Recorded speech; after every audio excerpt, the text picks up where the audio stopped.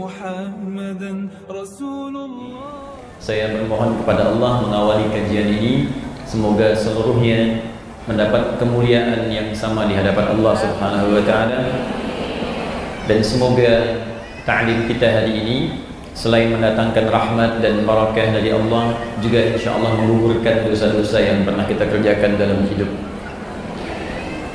Ibu sekalian, teman-teman yang insyaallah senantiasa mendapatkan rahmat Allah Subhanahu wa taala, hari ini kita akan lanjutkan kajian kita terkait dengan faidah atau manfaat ilmu dan pengaruhnya terhadap akhlak. Karena ada beberapa tinjauan-tinjauan kekinian yang nampaknya agak bergeser dari keterangan Al-Quran, bahkan bergeser dari misi utama kenabian Rasulullah SAW. Jadi ketika Nabi SAW, saya ingatkan kembali, mulai diutus oleh Allah untuk menjadi Rasul dan membimbing umat kemudian ke arah yang lebih baik, oleh Allah kemudian diberikan batasan-batasan misinya, batasan-batasan tugasnya. Bahkan tugas ini pun 30 generasi, saya tidak katakan 30 tahun ya, 30 generasi. Satu generasi itu bisa ribuan tahun masanya. Itu sudah ditunjukkan oleh Allah melalui doa Nabi Ibrahim dan doa Nabi Ismail alaihi wassalam. Nanti akan lahir seorang Rasul membawa misi-misi yang utama. Itu disebutkan di Al-Quran surah kedua Al-Baqarah ayat 129, ya, paling kiri sebelah atas di mushaf. Quran surah kedua Al-Baqarah ayat 129. Perhatikan kalimatnya, Rabbana wab'ats fihim rasulan minhum. Ya Allah, mohon nanti utus, lahirkan seorang rasul yang terlahir di lingkungan sekitaran penduduk sini dekat Ka'bah. Jadi Nabi Ibrahim, Nabi Ismail berdoa, bermohon kepada Allah agar kelak nanti lahir rasul spesial, rasul istimewa. Karena rasulnya istimewa, maka dia mesti lahir di tempat yang paling istimewa di bumi. Tidak ada tempat yang paling istimewa di bumi kecuali Ka'bah al-Musyarrafah. Karena itu saat Ka'bah pertama kali kemudian disebutkan dalam Al-Quran, itu terkait berkelindan dengan keberkahan di dalamnya. Yuk kita ambil Quran surah ketiga, misal Ali Imran ayat ke-96 sampai 97. Inna awwala baitin wudi'a lin-nasi lalladzi bi Bakkah mubarakah.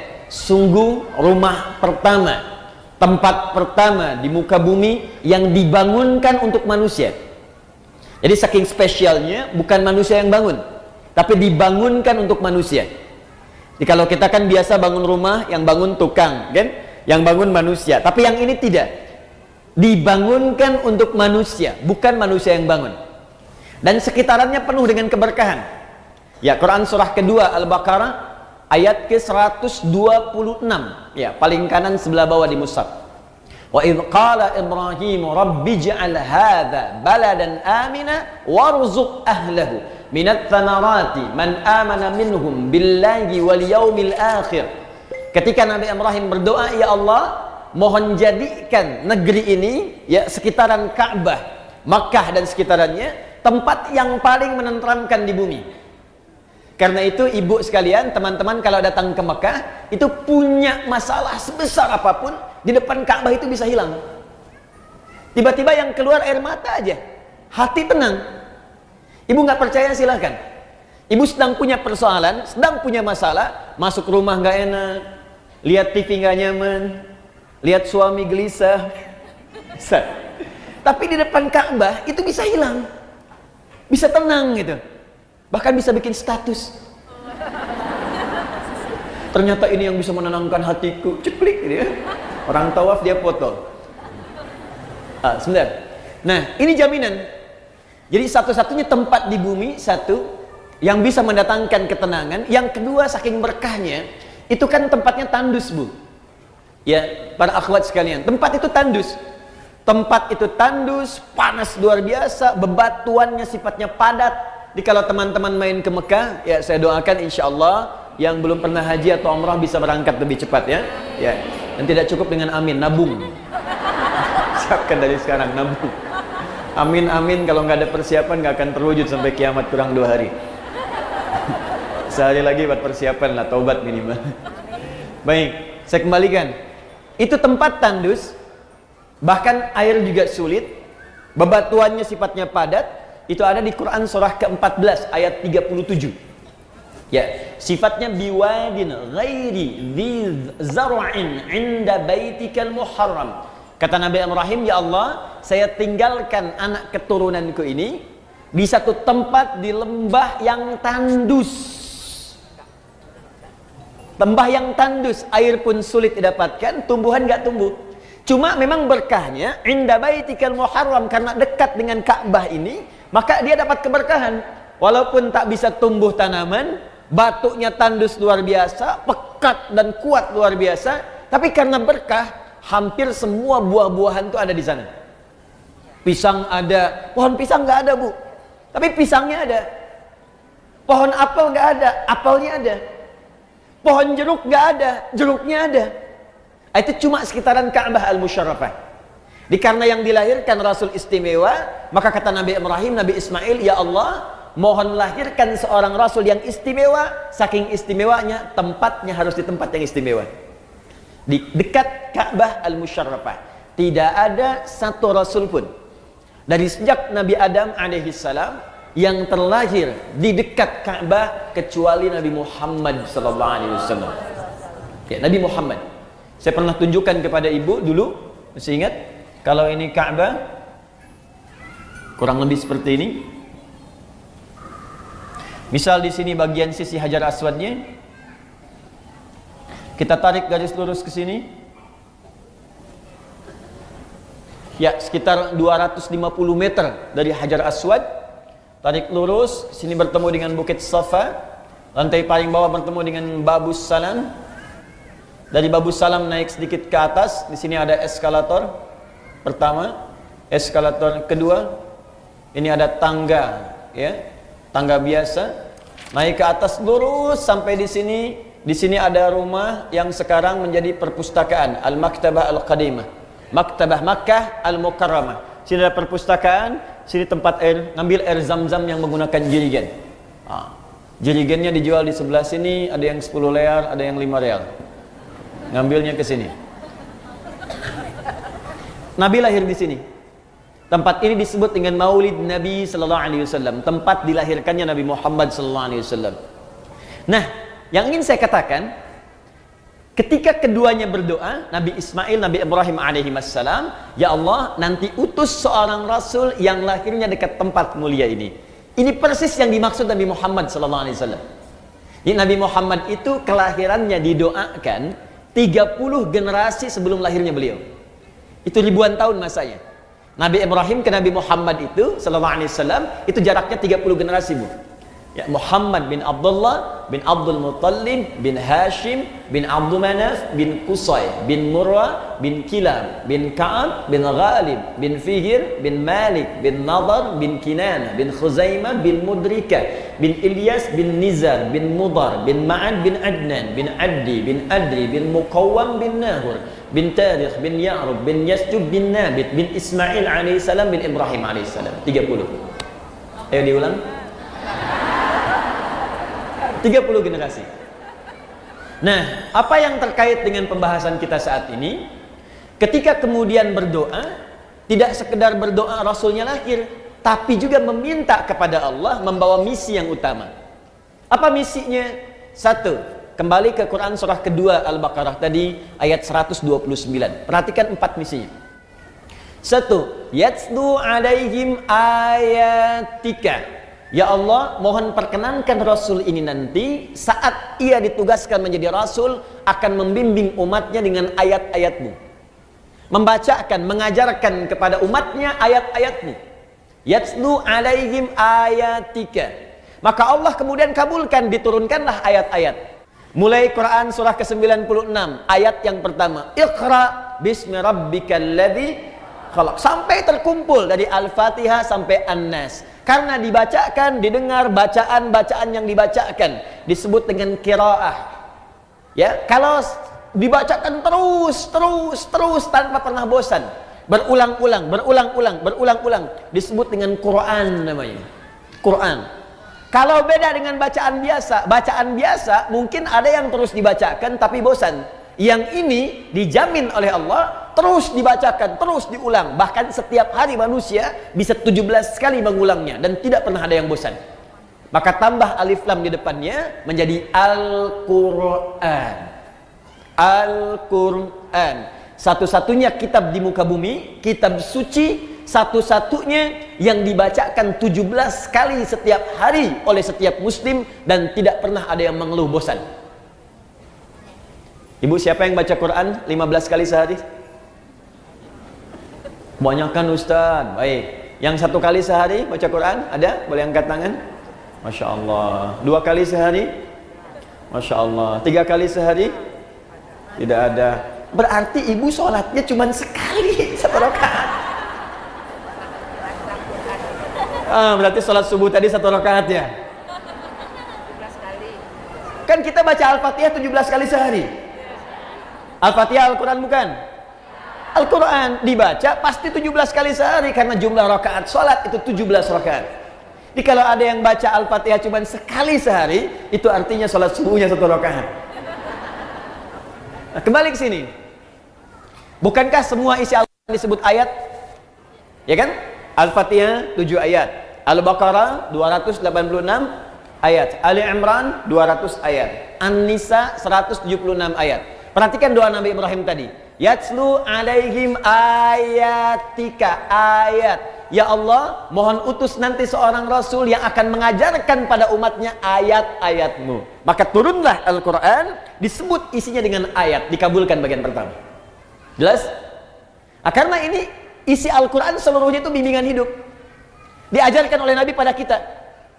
Nah, saat Nabi mengajarkan kepada kita itu, tuntunan Nabi ketika mengajarkan kepada kita, dijelaskan oleh Nabi, maka terkumpulah ajaran-ajaran Nabi. Kumpulan dari sesuatu ajaran disebut dengan kitab namanya.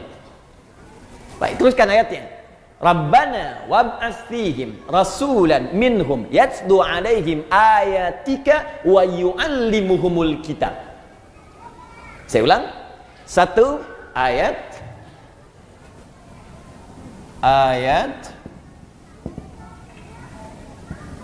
kurang lebih begini. Kedua, wa yu'allimuhumul kitab.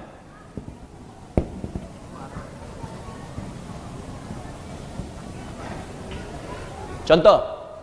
Tahan, nanti ibu akan paham ketika saya selesaikan di akhir apa yang saya maksudkan. Baik, ibu sekalian, para akhwat, kata Nabi Ibrahim, Nabi Ismail, ya Allah, utus seorang Rasul dan turunkan ayat kepada Rasul ini untuk mengajarkan umatnya. Maka Allah turunkan. Ada ayat misalnya tentang sholat, bimbingan, bagaimana cara menyembah Allah subhanahu wa ta'ala. Turun Quran surah kedua Al-Baqarah ayat ke-43. Wa aqimus sholat, tunaikan sholat. Ayatnya kan turun kan? Maka turun ayat. Makanya tidak boleh kita beribadah kalau tidak ada ayatnya, tidak ada dalilnya. Baik itu ayat dari Allah atau petunjuk dari Nabi. Jadi kalau ibadah itu saking sayangnya Allah, kamu gak usah banyak-banyak ibadahnya. Ini yang saya tunjukkan aja, kamu kerjakan. Jadi dalam ibadah itu gak boleh kreatif. Ya, apa yang Allah tunjukkan, saking inginnya Allah mudah dan gak capek ibadah kita. Ini aja kerjakan nih, turun. Nah, cuma kan gak cukup dengan ayat. Wa aqimus sholat, tunaikan sholat. Orang bertanya, ya Rasulullah, bagaimana cara sholatnya? Gak cukup dengan turun ayat, ayo kerjakan sholat, caranya bagaimana? Maka yang kedua kemudian turunlah kalimat wa yu'allimuhumul kitab, ajarkan caranya. Maka diajarkan oleh Nabi dari mulai takbir sampai dengan salam. Turun ayat, kerjakan sholat. Bagaimana caranya? Ditunjukkan oleh Nabi. Begini cara takbirnya, ya, begini cara sedekapnya, begini cara rukuknya, begini cara sujudnya sampai dengan salamnya. Dikabulkan. Doa yang kedua Nabi Ibrahim, Nabi Ismail dikabulkan oleh Allah subhanahu wa ta'ala. Maka ajaran Nabi menerangkan Alkitab itu sekarang disebut dengan hadis, prakteknya disebut dengan sunnah namanya. Pelan-pelan. Kumpulan ayat tadi disebut apa? Al-Quran. Baik. Penjelasan Al-Quran dari Nabi disebut apa tadi? Hadis. Prakteknya disebut apa? Sunnah. Sunnah. Dalilnya dari Al-Quran, penjelasannya dari sunnah Nabi Sallallahu Alaihi Wasallam. Maka kalau ibu ingin bertanya bagaimana cara sholat, lihat keterangan Nabi, lihat sunnahnya Nabi. Maka turunlah kemudian bimbingan-bimbingan Nabi ini dibukukan supaya kita mudah pelajari. Nah tadi saya sampaikan sesuatu yang dikumpulkan, sesuatu yang dibukukan disebut dengan kitab namanya. Maka para ulama sekarang mengumpulkan bimbingan-bimbingan Nabi disebut dengan kitab. Maka muncullah apa yang disebut dengan kitab hadis. Ibu kalau ingin lihat misalnya bagaimana Nabi mengajarkan sholat, lihat kitab hadis. Buka Sahih Muslim misalnya, ya, di Kitabus Shalah bab tentang sholat, nomor hadis 397 misal, ya. Bagaimana caranya? Kata Abu Hurairah, kata Nabi, idza qumta ilas shalah, jika Anda ingin menunaikan sholat dengan sempurna, asbigil wudu, sempurnakan dulu wudunya, thumma istaqbilil qiblah, kemudian menghadap ke arah kiblat. Setelah kemudian siap, thumma fakabbir, kemudian bertakbir, farafa'a yadayhi hadwa mankibaihi, maka letakkan telapak tangannya kemudian sejajar dengan bahunya di sini. Di An-Nasai nomor hadis 1101, boleh kemudian jempolnya mendekat kepada daun telinga, boleh menempel. Kemudian fawadha'a yadahul yumna 'alal yusra, maka letakkan telapak tangan yang kanan di punggung yang kiri begini.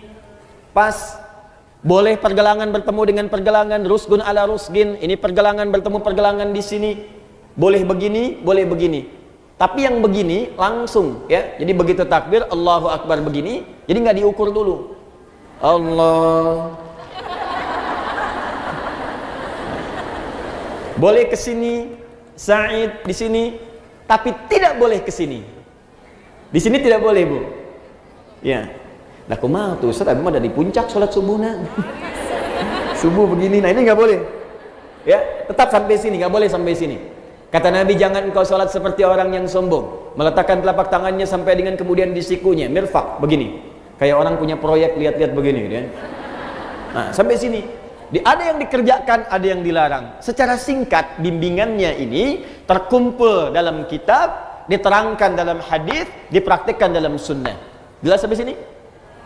Nah, tapi nggak cukup sampai sini. Awas, hati-hati. Nggak cukup kita belajar Al-Quran, Sunnah. Al-Quran, Sunnah. Ada dua lagi. Ada dua lagi. Dan dua ini, apalagi nanti yang terakhir, yang keempat, itu adalah parameter, ukuran keberhasilan seorang Muslim mempelajari Al-Quran dan Sunnah. Jadi kalau Anda diajak untuk belajar, atau ibu kemudian belajar, Al-Quran, ini sunnahnya. Al-Quran, ini sunnahnya. Tapi kemudian, pelajaran itu tidak menghasilkan hasil yang keempat. Hasil yang keempat, ini artinya ada yang keliru dalam proses belajarnya. Jelas sampai sini? Baik. 3. Sebelum sampai ke yang ketiga, yang ini menjadi dalil, dua-duanya dalil. Sudah? Ini kumpulannya disebut dengan kitab, penjelasannya dari hadis, tuntunannya disebut apa namanya? Sunnah. Ilmunya disebut dengan fiqih namanya. Ilmunya disebut dengan fiqih. Seperti ini. Fiqh. Tahan pelan-pelan. Ini penting saya terangkan dulu fiqih. Nah, kenapa saya sebutkan fiqih? Karena nanti di fikih ini ada kaitan dengan yang ketiga. Ini tugas Nabi yang ketiga. Apa itu? Wal hikmah. Mengajarkan hikmah di balik setiap ketentuan yang tertuang dalam Al-Quran dan Sunnah tadi. Hikmah. Esensi dari setiap perintah yang Allah kemudian sampaikan dan Nabi jelaskan. Hikmahnya apa? Esensinya apa? Fungsinya apa? Contoh, ibu fokus misalnya tadi kembalikan ke sholat. Kita ingin menunaikan sholat.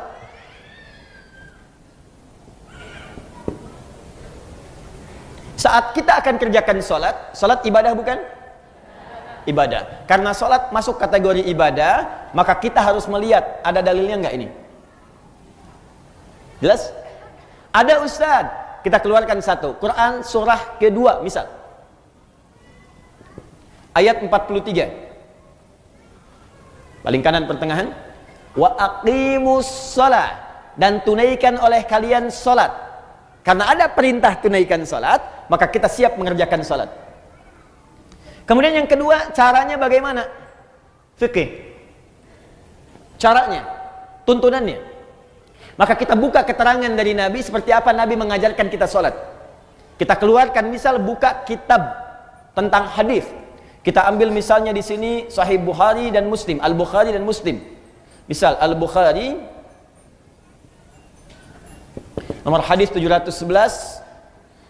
Kemudian riwayat Muslim nomor hadis 397, riwayatnya dari sahabat Abu Hurairah. Abu Hurairah ini menerima kemudian peristiwanya dari Khalad bin Rafi Az-Zuraiqi. Khalad. Ada yang menyebut Khalid, ya, Khalad bin Rafi. Hadisnya sahih. Fokus. Ini perintah salatnya. Ini caranya. Kemudian yang terakhir, bagian ketiga, hikmahnya.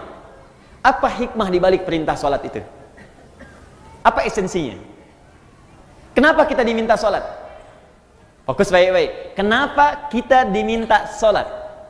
Toh tidak sholat pun tetap kita menjadi hamba Allah. Tapi kenapa kemudian kita diminta menunaikan sholat? Hikmahnya apa? Esensinya apa? Fungsinya apa? Nah, ibu sekalian, dalam hal hikmah ini selalu terkait dengan bagian yang keempat. Fokus baik-baik. Tidak pernah diperintahkan seorang hamba untuk menunaikan ibadah kecuali memiliki hikmah, esensi, makna terkait dengan aspek yang keempat. Al-akhlaq. Akhlaq.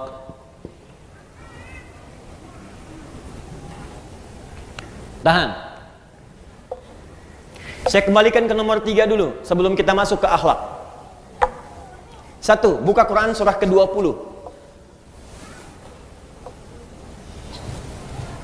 Ayat yang ke-14. Ada? Quran surah Taha. Taha. Ya? Ma anzalna ilaikal Qur'ana litashqa. Ayat ke-14. 14.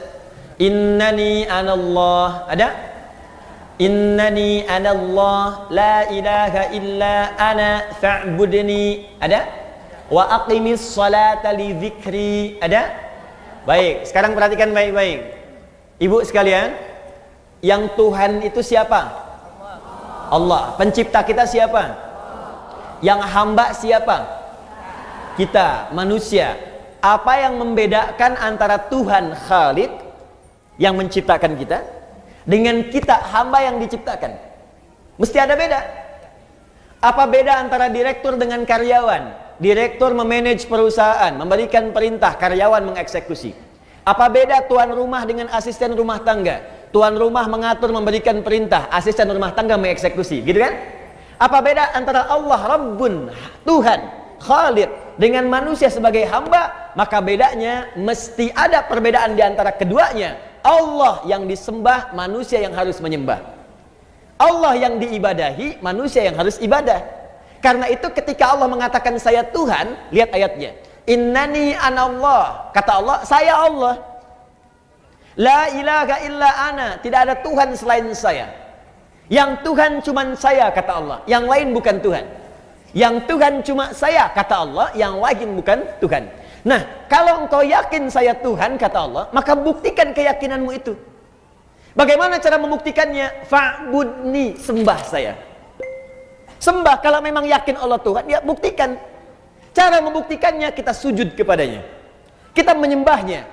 Bagaimana cara menyembahmu ya Allah? Teruskan ayatnya. Wa aqimis shalah, tunaikan salat.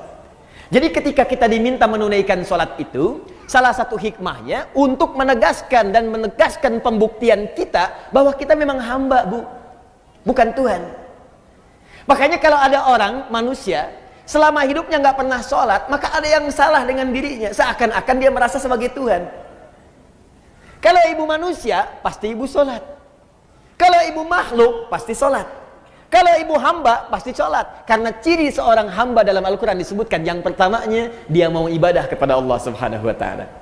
Karena itu Allah murka pada setiap hamba yang tidak mau ibadah, karena ini keluar dari ciri kehambaannya. Jelas sampai sini? Nah, makanya ketika dipanggil misalnya Allahu Akbar, azan, itu seakan-akan pertanyaan kepada kita, kamu manusia bukan?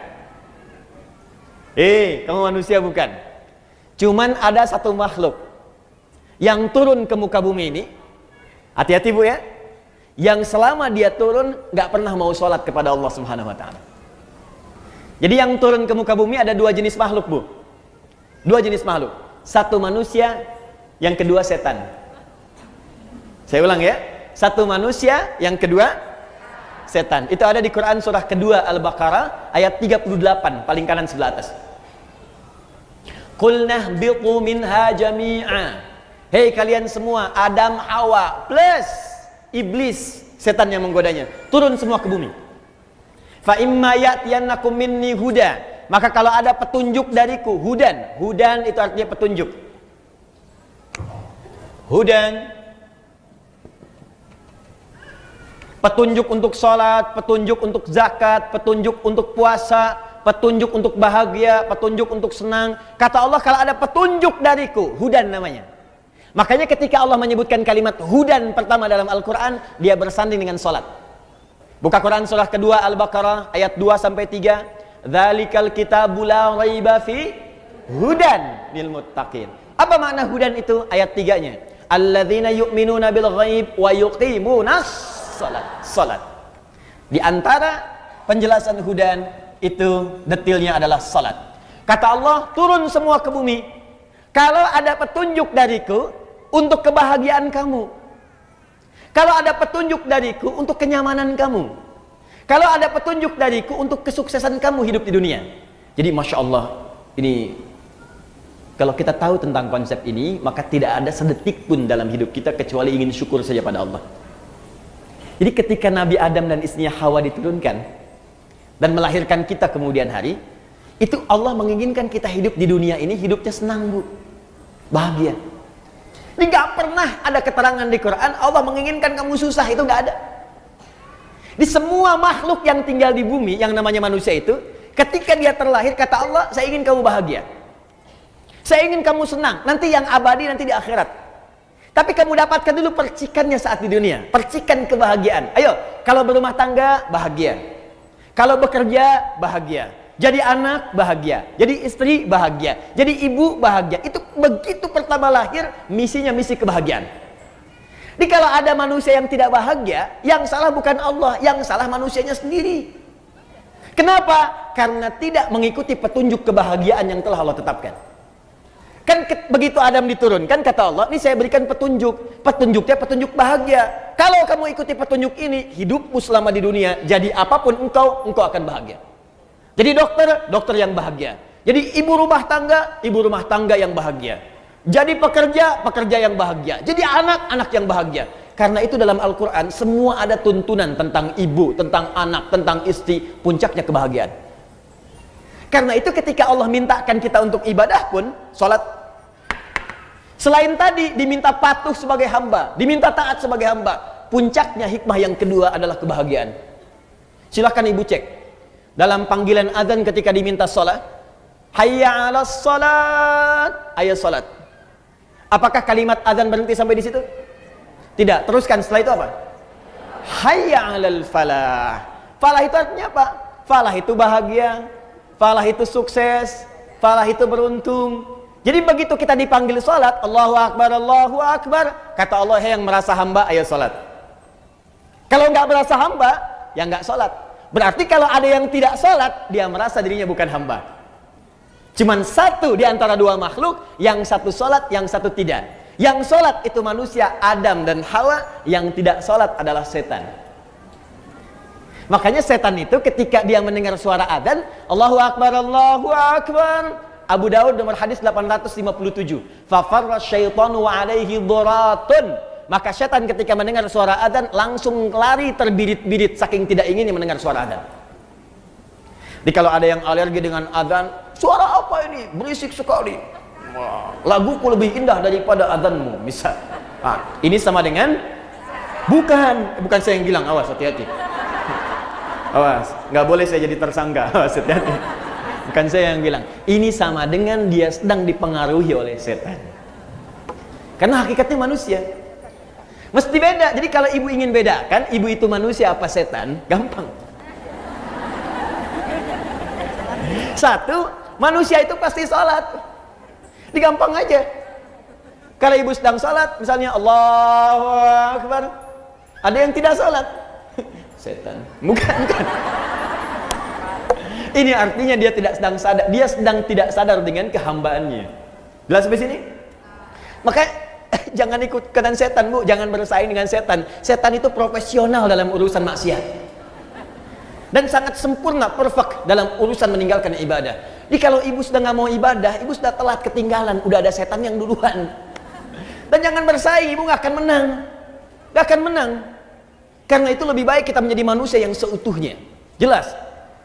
Hayya 'alal falah. Hikmah yang kedua, setiap ibadah melahirkan kebahagiaan.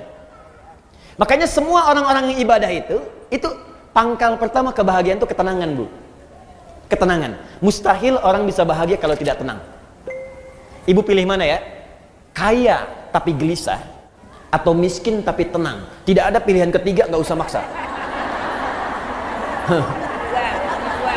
Kaya tapi gelisah atau miskin tapi tenang. Ayo.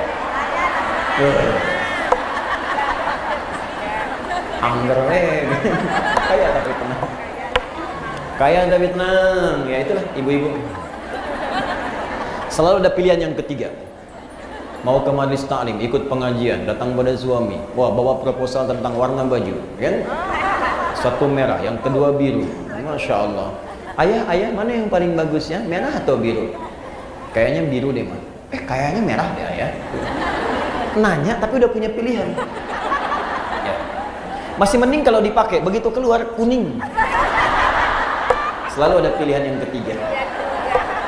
Gak apa-apa. Gak apa-apa. Nah, kebahagiaan itu pangkalnya ketenangan. Jadi mustahil ada orang bahagia kalau nggak tenang, itu mustahil. Karena itu hikmah ibadah, itu setiap kita menunaikan ibadah pasti ada ketenangan. Ibu kalau nggak percaya silakan. Ibu kalau sedang baca Quran tenang nggak? Tenang. Baca Quran ibadah bukan? Ibu kalau sedang berdoa tenang nggak? Tenang. Jadi berdoa itu walaupun solusi belum datang, tapi ketenangan tiba. Ya Allah, berikan kecerdasan pada anakku. Ya Allah, luluskan ia dalam ujiannya esok. Ujiannya baru besok, tapi ketenangannya sudah ada. Ya Allah, lancarkan pekerjaan suamiku, ya Allah. Ya Allah, tenangkan keadaan jiwa-jiwa kami. Jadi pekerjaan baru besok dikerjakan, tapi ketenangannya sudah tiba. Semua ibadah, pangkal pertamanya melahirkan ketenangan. Makanya ada rumus dalam perkataan para ulama, ibu, kalau sedang tidak tenang, sedang gelisah dalam urusan dunia, ibu berdoa. Atau ibadah. Pilih jenisnya yang mudah kita kerjakan. Misal di rumah tangga ada persoalan, alih-alih ibu bikin status yang tidak jelas. Sekarang banyak peluang dilakukan di media sosial. Ya lebih baik ibu kerjakan ibadah, ambil wudhu, menghadap ke kiblat, buka mushaf, baca. Walaupun solusi belum datang, tapi ketenangan itu akan tiba. Ustadz kalau nulis statusnya sambil baca mushaf gimana? Itu sama aja salah tuh. Kamu tidak seperti yang aku kira. Nungguin komen gitu kan sampai maghrib. Baca Quran, doa, sholat, ya lakukan pekerjaan itu, ketenangan akan tiba. Nah itu yang dimaksud dengan hikmah, esensinya. Nah tapi ada puncak hikmah. Ini tujuan yang paling tinggi dibalik semua perintah ibadah. Dan ini misi yang paling puncak dari setiap misi kerasulan Nabi Muhammad SAW. Fokus baik-baik. Bahkan saking pentingnya misi ini, Nabi sendiri yang menegaskan dengan lisannya. Kalau Adi Hidayat yang menyampaikan, Anda boleh ragukan atau tinggalkan. Tapi kalau Nabi yang sampaikan, beliau shadiqul amin, orang yang tidak pernah keliru dan terpercaya dalam hidupnya. Ya, tidak pernah berbuat salah dalam pengertian keliru, apalagi dusta, maaf, dan beliau senantiasa dipercaya bahkan oleh lawan-lawannya. Shadiqul amin. Apa perkataan Nabi? Buka dalam kitab Syu'abul Iman, diriwayatkan oleh Al-Imam Al-Baihaqi, dikenal dengan Sunan Al-Baihaqi, kitabnya Syu'abul Iman. Nomor hadis 2009 sampai 2010. Fokus. Innama bu'ithu liutammima solihal akhlaq. Sungguh misi utamaku. Fokus. Misi utamaku ketika aku diutus ke muka bumi ini adalah untuk menyempurnakan kemuliaan akhlak.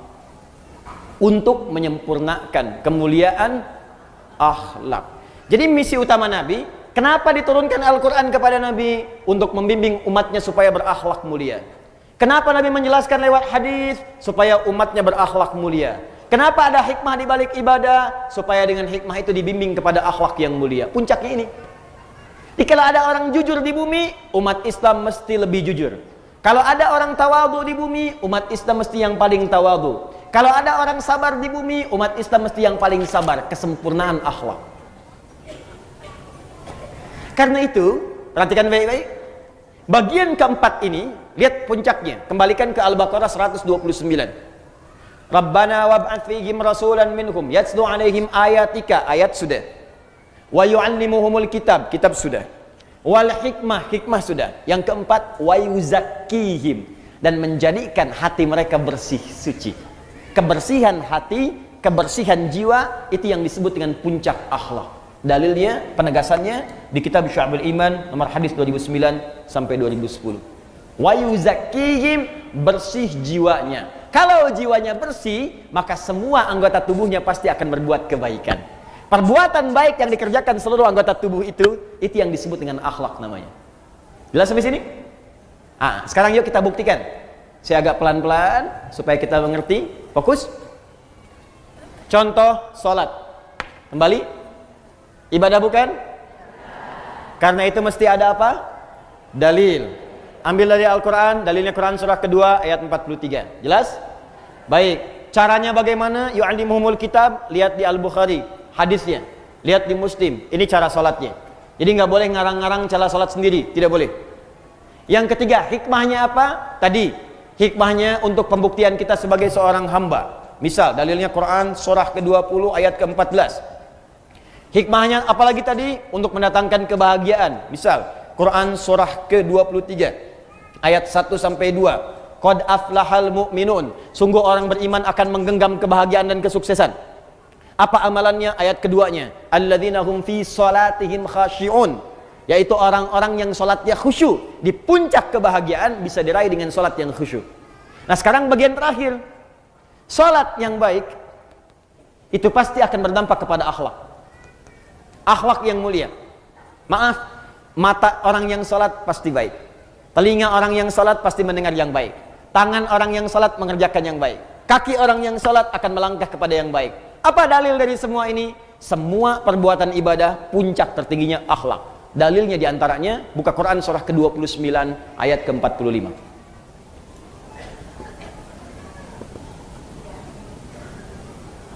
Al-Ankabut ayat 45. Ibu hafal insya Allah pertengahannya, cuman awalnya aja barangkali yang sering dilupakan.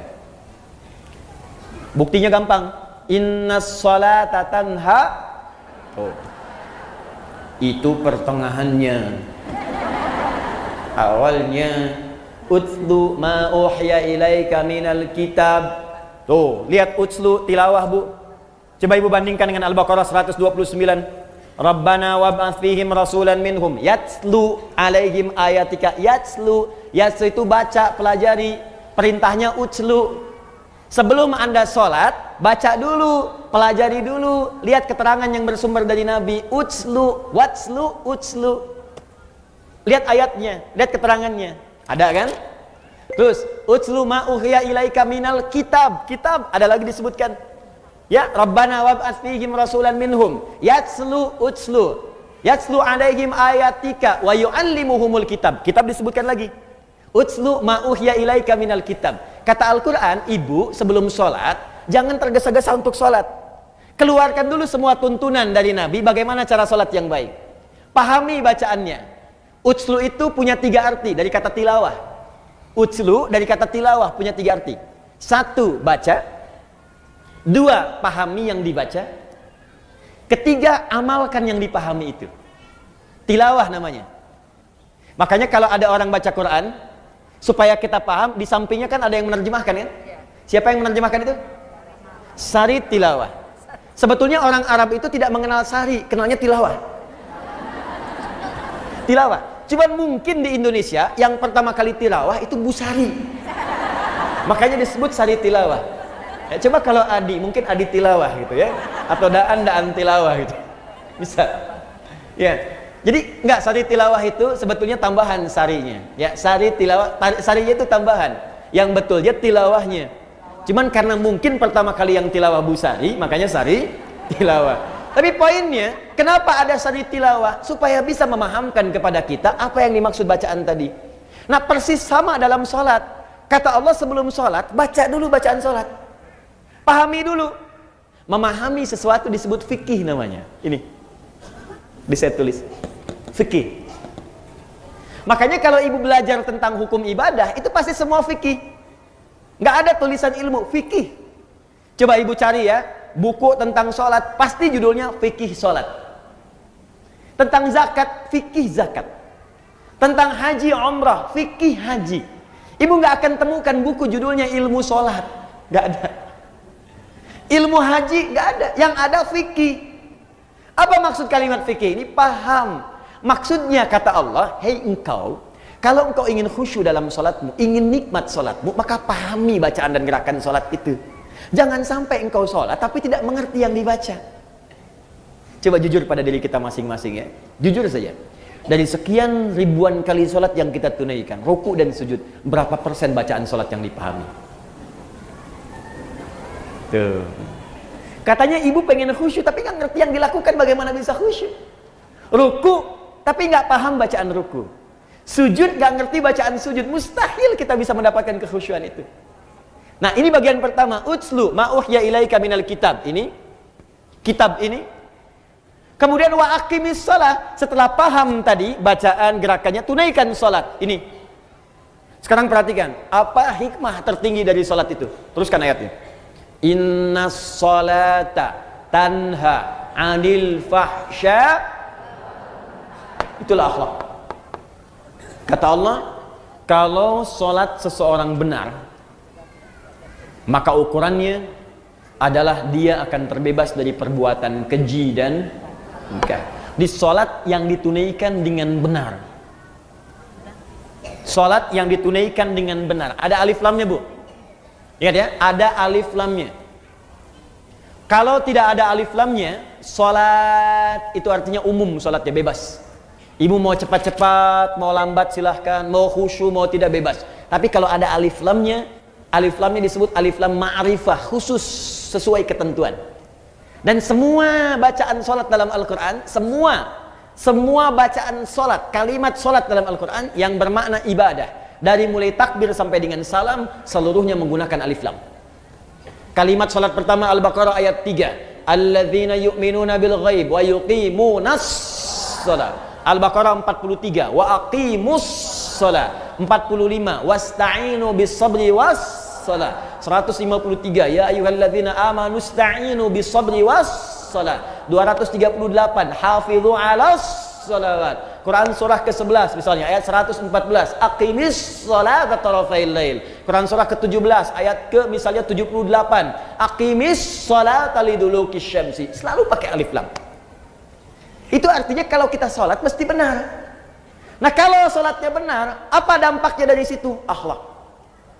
Tanha 'anil fahsya'i wal munkar. Maaf, semua orang baik itu sumber kebaikannya terbebas dari dua ini.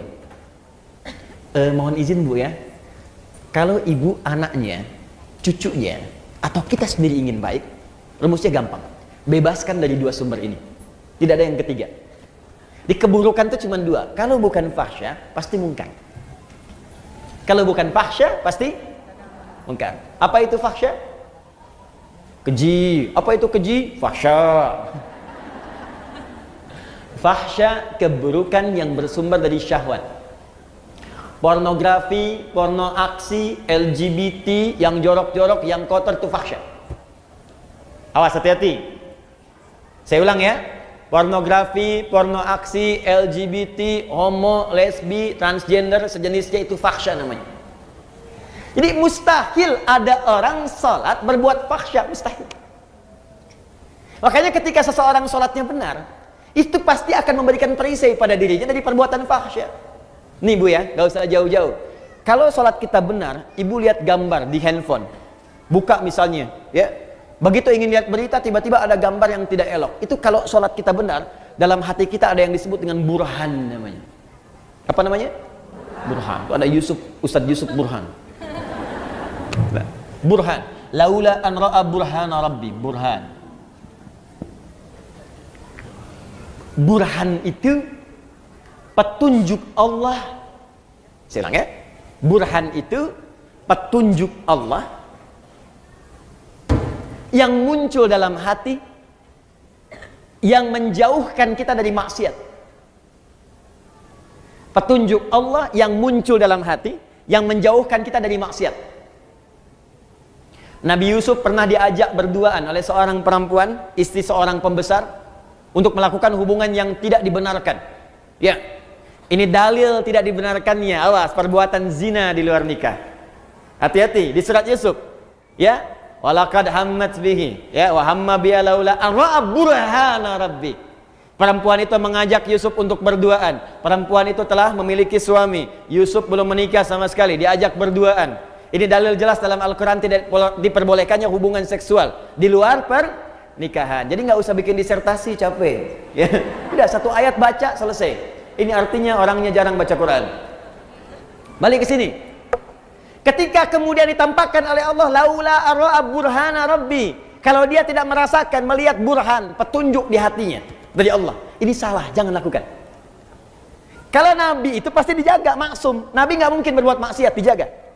Kalau kita karena bukan Nabi, dorongan nafsu itu ada, tapi oleh Allah diberikan pancaran di hatinya supaya mencegah dia berbuat maksiat. Makanya ibu sering dengar suara hati ketika berbuat salah. Kalau nggak percaya begini Bu, tes ya, tes. Masih ada nggak nih? Nanti keluar dari sini, ibu coba pakai sendal orang lain. Ngetes, awas, bukan dia lakukan, ngetes. Pakai aja, punya saya, kata Ustaz Adi. Ini cuman cek. Cek ya. Lihat sini, ibu pakai. Begitu ibu pakai itu, nanti akan ada suara hati dalam benak kita. Itu bukan punya kamu. Pasti itu. Ada snack aja, snack dikasih itu di samping misalnya, ibu mau ambil aquanya. Ketika itu bukan untuk ibu, hati ibu akan mengatakan itu bukan punya kamu. Iya, selalu begitu. Itu burhan namanya. Nah makanya orang-orang yang sholatnya bagus, itu pasti sinyal burhannya kuat Bu. Nggak percaya silahkan. Semakin banyak sholatnya, semakin tinggi kualitasnya. Bahkan jangankan yang fardu, sholat sunnah dia buru, tahajud dia kerjakan, sholat duha dia lakukan, rawatib tidak pernah tinggal, sholat mutlak dia lakukan, semua jenis sholat dia koleksi. Kalau sudah dikerjakan semua ini, demi Allah saya katakan, mustahil dia akan berbuat fahsya, mustahil. Sebaliknya, kalau ada orang masih berbuat fahsya, senang berkata kotor, apalagi berbuat seperti yang tadi, pelaku di pornografi, ada porno aksi, aktif di LGBT, tapi masih kelihatan sholat, itu pasti ada yang salah dalam sholatnya. Ada yang keliru. Karena mustahil sholat itu bersanding dengan perbuatan maksiat, itu mustahil. Jari orang tahiyat tidak akan berbuat maksiat.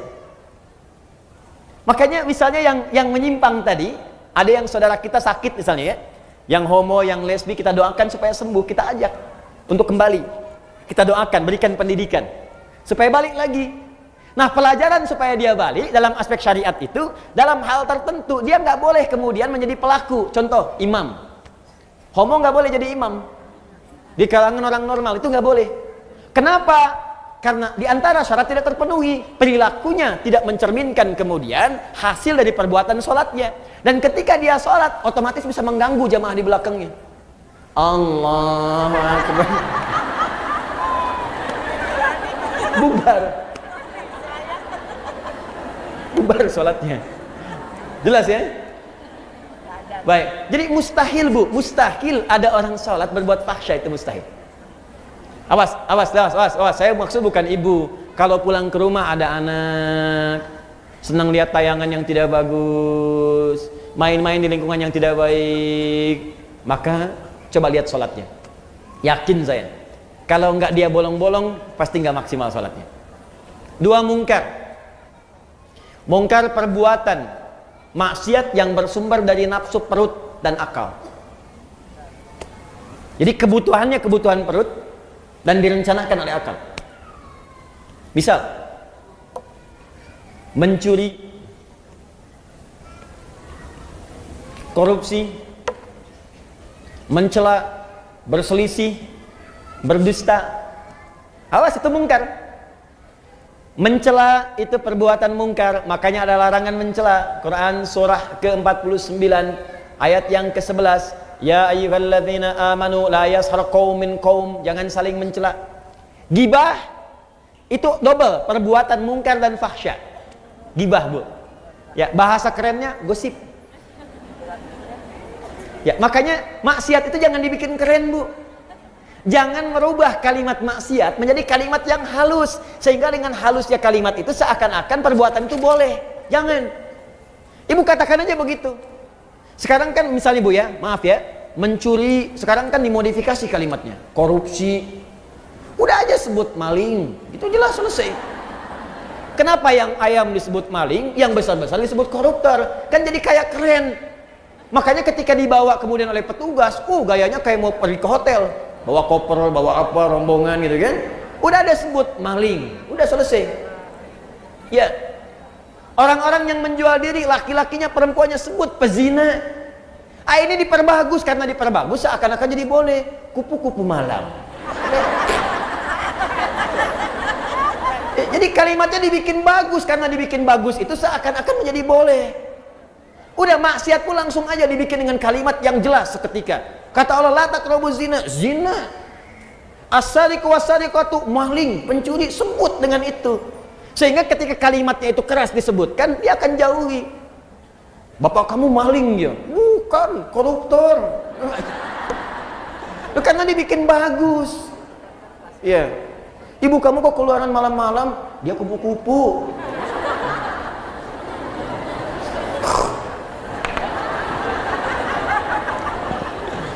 Paham? Nah, jadi orang kalau salatnya benar itu pasti lahirnya akhlak.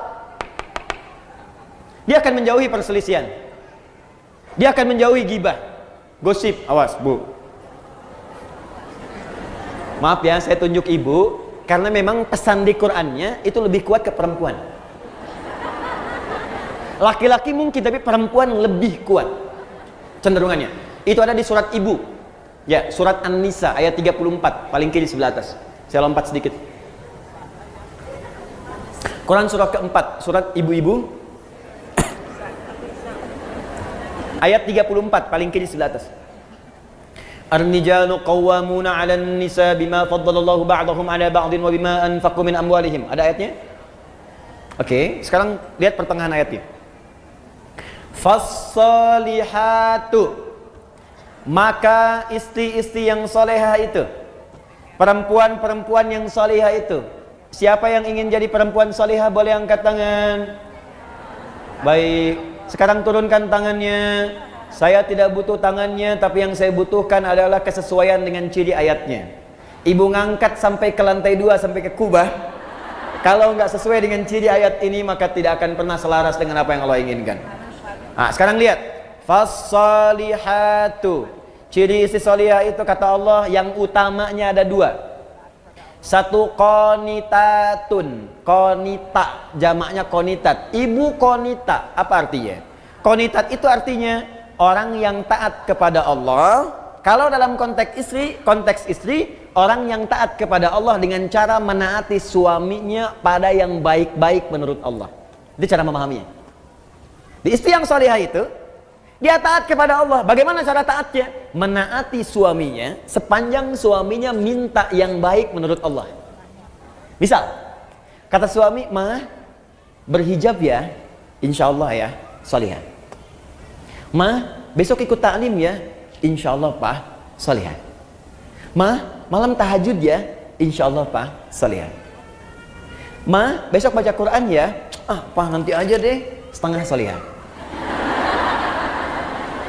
Ngapain sih Pak Quran melulu? Tidak solihah. Jelas? Nah, jadi ibu, kalau suami minta pada yang baik-baik, ibu cepat kerjakan. Sebetulnya bukan suami yang minta, tapi Allah yang menurunkan lewat perintah itu untuk bertanya kepada Anda. Hei, kamu solihah bukan? Kamu solihah tidak? Tidak Ustadz, saya anak. Bukan namanya, sifatnya. Di ketika lewat kemudian di kalimat Ustadz, apalagi di kalimat suami, itu untuk mengecek sifat solihah itu ada tidak. Mama, nanti mama malam tahajud ya. Kalau papa terlampau capek, mama bangun. Papa gimana sih nyuruh tapi tidak dilaksanakan? Jangan lihat kalimat itunya, Bu. Lihat kalimat perintahnya. Boleh jadi itu titipan Allah untuk menaikkan level solihah ibu. Karena itu ketika suami dipasangkan dengan istri, seringkali Allah kirimkan kemudian karakter-karakter pada suami, perintah-perintah pada suami, sebetulnya untuk menyempurnakan sifat istri. Itu hikmahnya. Dan sebaliknya, diturunkan kemudian pasangan pada istri yang serupa, karena ini kemudian lahan untuk menyempurnakan sifat suami. Makanya pasangan itu pasti sesuai. Dan jangan pernah mengharapkan pasangan orang. Kenapa suami saya tidak seperti Ustadz ya? Udah itu jalurnya. Jelas ya? Nah, cirinya itu. Tapi kalau suami memerintahkan kepada yang tidak baik menurut Allah, ibu boleh tolak dengan cara yang lembut. Mah, besok papa ada family gathering di perusahaan. Mama kan tahu level papa di perusahaan. Yang lain nggak ada yang pakai jilbab, mah. Lepas dulu lah, paling cuma 30 menit. Ibu boleh tolak dengan cara yang lembut. Pak, pekerjaan rezeki itu sudah Allah atur, Pak. Yang belum teratur kan surga kita. Mama khawatir ketika jilbab ini dilepas kita terpisah di surga. Lebih baik kita kenakan ini, dan ini bisa mengantarkan kita pada rezeki yang baik dan ridha Allah Subhanahu wa taala. Khawatir gimana kalau nanti saat dibuka mama wafat? Siapa yang tanggung jawab? Itu lebih indah masuk ke dalam hati dibandingkan dengan celaan dan kagetan. Lepas dulu ya, Ma. Apa? Paham ya? Itu begitulah. Walaupun memang tidak mudah. Ustadz juga sama ya. Sama. Makanya jarang Ustadz ceramah bawa istrinya. Itu sangat jarang.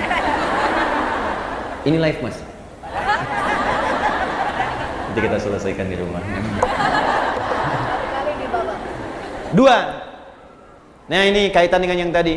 Hafizatun lil ghaibi bima hafizallah. Ciri istri salihah itu adalah menjaga nama baik keluarga, suami, khususnya ketika tidak sedang bersamanya. Perhatikan baik-baik. Yang telah Allah tutupi. Jadi kalau ada aib di rumah tangga, kata Allah jangan buka keluar. Ini jaminan Allah, Bu ya. Sepanjang ibu tidak buka keluar, maka Allah akan tutup sampai dengan hari kiamat.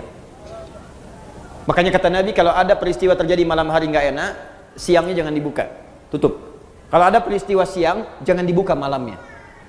Nah, ini yang terjadi seringkali, siang masih dibuka. Dan sekarang wasilahnya banyak, media sosial. Dia nggak keluar rumah, tapi bisa bikin status di dalam rumah. Nah, yang paling tidak elok itu kadang-kadang, ini menjadi bahan untuk berbuat maksiat. Padahal dia sholat, tapi masih dikerjakan. Yang digosipkan bukan urusan luar, yang dibawa keluar justru masalah di dalam rumah. Judulnya memang pengajian datang. Ustadz belum tiba, ketemu kawan, saling bersalaman. Apa kabar? Iya sayang, kemana aja? Alhamdulillah sehat. Gimana kabarnya? Baik. Keluarga gimana? Sehat. Suami gimana? Di situ masalahnya.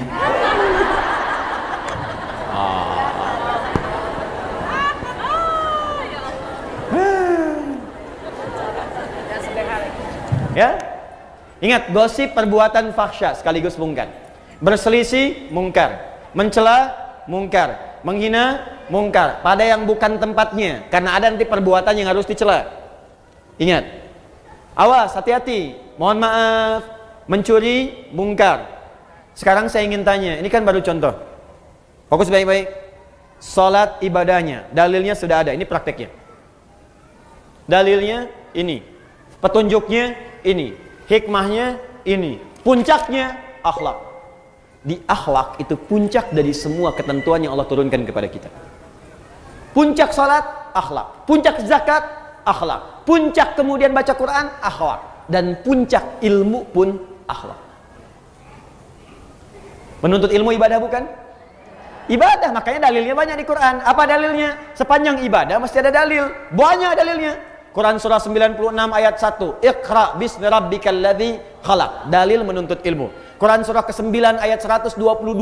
Wa ma kana al-mu'minuna liyanfiru kaffah falaula nafara min kulli firqatin minhum ta'ifah liyatafaqahu fid din. Cara menuntut ilmu. Majlisnya ada. Quran surah 58 ayat ke-11. Ya ayyuhalladzina amanu idza qila lakum tafassahu fil majalisi yafillahu fafsahillah yafsahillahu lakum. Fafsahu yafsahillahu lakum. Hai orang-orang beriman, kalau diperintahkan kepadamu, ayo cepat penuhi majlis-majlis, share informasinya, share tempatnya. Siapa yang bisa meluaskan majlisnya akan diluaskan oleh Allah Subhanahu wa taala. Dari mana itu Ustaz tahu ayat ilmu? Teruskan ayatnya. Yarfa'illahu alladhina amanu minkum walladhina utul ilma darajat. Ayatnya ada. Hadisnya utlubul ilma. Ya, talabul ilmi faridatun ala kulli muslim. Menuntut ilmu itu kewajiban dari setiap muslim.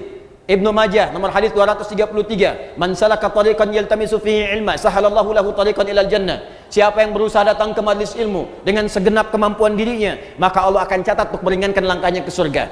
Al-Bukhari Kitabul Ilmi nomor hadis 71. Ya, perhatikan baik-baik. Man yuridillahu fihi khaira yufaqihu fid din. Siapa yang Allah inginkan menjadi orang yang lebih baik, maka dia akan didorong untuk belajar ilmu agama.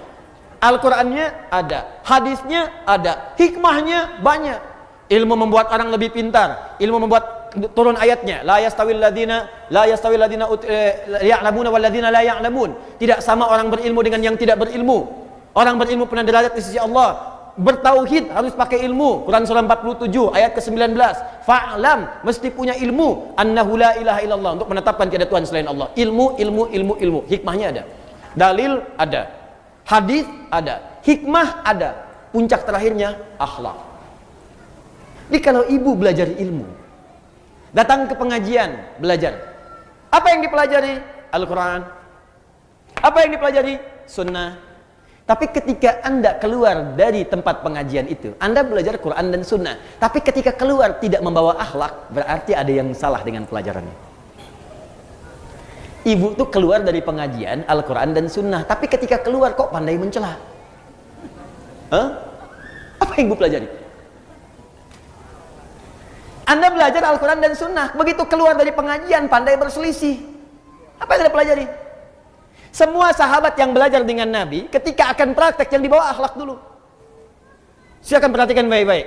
Nabi sedang ke masjid, orang-orang mau sholat, tiba-tiba datang seorang Arab Badui.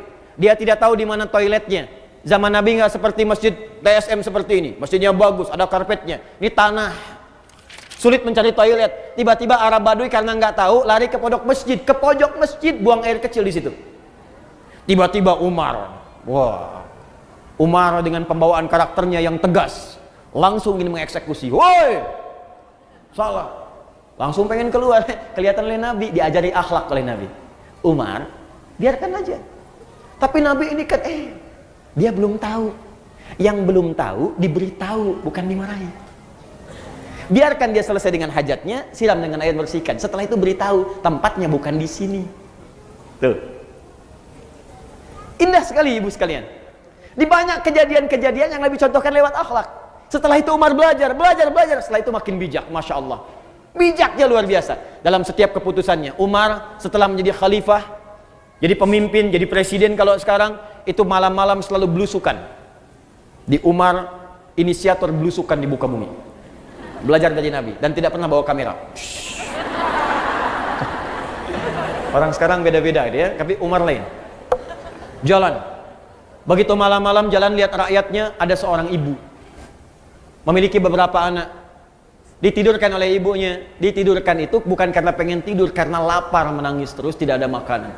Dan saat menidurkan ini pura-pura ibu masak. Yang dimasak apa? Pasir isinya batu digoreng-goreng. Sambil masak batu itu dia bersyair. Duhai khalifah, senang-senang tinggal di istana, rakyatmu melarat makan seadanya. Duhai khalifah, engkau makan enak, kami menggoreng-goreng batu tanpa ada makanan. Anakku kelaparan, tidak ada yang makan yang bisa diberikan. Umar lewat. Seketika, ketika mendengar dan melihat apa yang disaksikan itu, perhatikan kalimatnya. Ada celaan kepada Umar. Ada kemudian tuntutan kepada Umar. Umar tidak marah merespon itu, langsung lari ke Baitul Mal. Diambil kemudian gandum, dipikul dengan punggungnya. Ajudannya mengejar ingin bawakan, kata Umar, saya yang akan dihisab bukan engkau di hari kiamat. Dibawakan oleh Umar, datang ke tempat ibu itu, kemudian disingkirkan semua batu dan pasir tadi, dimasakkan oleh Umar langsung dengan tangannya, dan tidak pernah mengatakan saya khalifahnya, tidak. Jadi begitu dimasakin, si ibunya pun nggak tahu, dan Umar nggak perkenalkan dia Umar. Dimasak oleh Umar, ibunya yang paling menarik bu, sambil dimasakin sambil dicela oleh ibu itu. Duhai khalifah, enak-enak engkau tinggal di istana, orang lain yang datang memasakkan kepadaku. Duhai khalifah, engkau enak makan enak, orang lain datang kepadaku bukan engkau. Padahal itu Umar. Apa Umar berkata kemudian, ini saya bu, ya abdi Umar. Tidak, Umar masak aja. Setelah itu disuapi oleh Umar, dibantu ibu itu dan pulang. Perhatikan pengajaran Nabi, sungguh indah. Makanya orang-orang yang belajarnya benar, itu puncak tertingginya itu pasti akhlak. Pasti akhlak. Ibu melihat ada orang masuk masjid, safnya belum lurus. Coba lihat, barangkali dia belum tahu. Orang yang belum tahu diberitahu, bukan dimarahi. Woi, belum lurus tuh, apa nggak tahu? Tidak. Bapak, itu belum lurus. Bu, yuk kita luruskan yuk supaya rapat. Biarin aja. Usil aja. Saya di sini sudah 10 tahun. 10 tahun. Padahal masjidnya baru 5 tahun, Bu. Kadang-kadang ada yang begitu, nggak apa-apa. Nggak ada masalah, baik, nggak apa-apa Ibu ya. Mudah-mudahan nanti bisa diluruskan. Atau imamnya yang posisi lebih tinggi datang. Makanya kami kalau di Timur Tengah, itu kalau ngimami jalan dulu. Lihat. Ya, jadi nggak langsung di belakang ini, di depan nengok ke belakang. Ya, dan bahasa imam tuh boleh pakai bahasa lokal, nggak harus pakai bahasa Arab. Ya, contoh itu ada bahasa yang harus Arab sepenuhnya, seperti azan, sholat, harus bahasa Arab. Tapi ada bahasa yang boleh pakai makna dengan bahasa lokal. Seperti imam mengarahkan makmumnya. Ibu sekalian tolong rapatkan, luruskan safnya. Bahasa Arabnya istau, istaqimu. Coba ibu paham mana? Yang pertama, yang kedua? Lama kan? Baik, jadi nggak harus pakai bahasa Arab. Istau, sudah tahu, tidak. Luruskan, rapatkan. Nah, kadang-kadang ada yang belum paham, maka bergeser, lihat, Bu ini belum lurus, belum rapat. Nggak apa-apa kok Pak, di sini aja enak. Ah, kalau ibu nggak pengen rapat, gampang caranya. Jadi imam. Imam tuh nggak harus rapatkan kanan kiri, sendirian aja depan. Oh ya nggak apa-apa nih kalau gitu saya rapatkan, enak. Pertanyaan saya, kenapa sekarang banyak orang belajar, kok tiba-tiba jadi kasar gitu? Yang paling aneh itu begini, belajar Islam tapi kok jadi berselisih. Kenapa? Pulang ke rumah berselisih dengan suami, pulang ke rumah berselisih dengan tetangga. Anda tuh belajar apa? Nabi itu datang ke Madinah mempersatukan. Kenapa Anda belajar kemudian memecahkan diri? Coba cek, silahkan baca sejarah. Nabi di Mekah menyatukan, datang ke Madinah mempersaudarakan Aus dengan Khazraj. Ini Anda belajar, tiba-tiba pulang jadi memecah. Pasti ada yang salah. Akhlaknya kemana?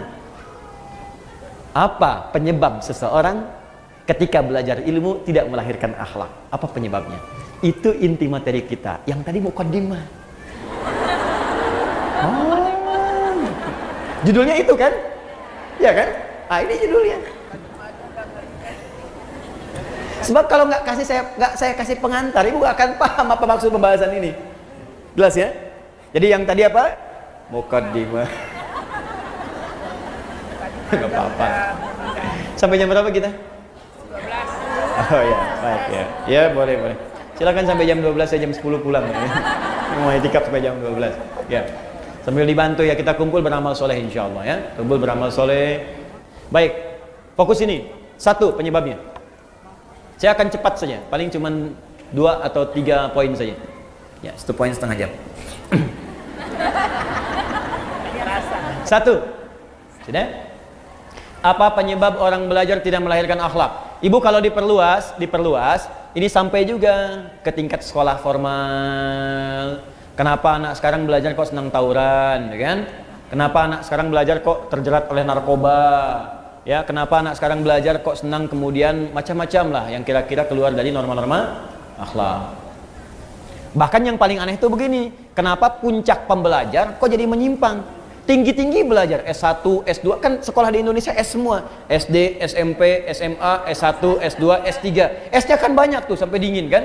Kenapa setelah dia dapat pekerjaan jadi menyimpang? Ilmunya tinggi. Apa ibu kira yang ditangkap KPK itu pangkatnya rendah semua? Tinggi. Yang doktor ada, yang profesor ada, itu tinggi-tinggi belajar. Ngapain tinggi-tinggi kalau hanya ujung-ujungnya itu kemudian pesantren? Ya.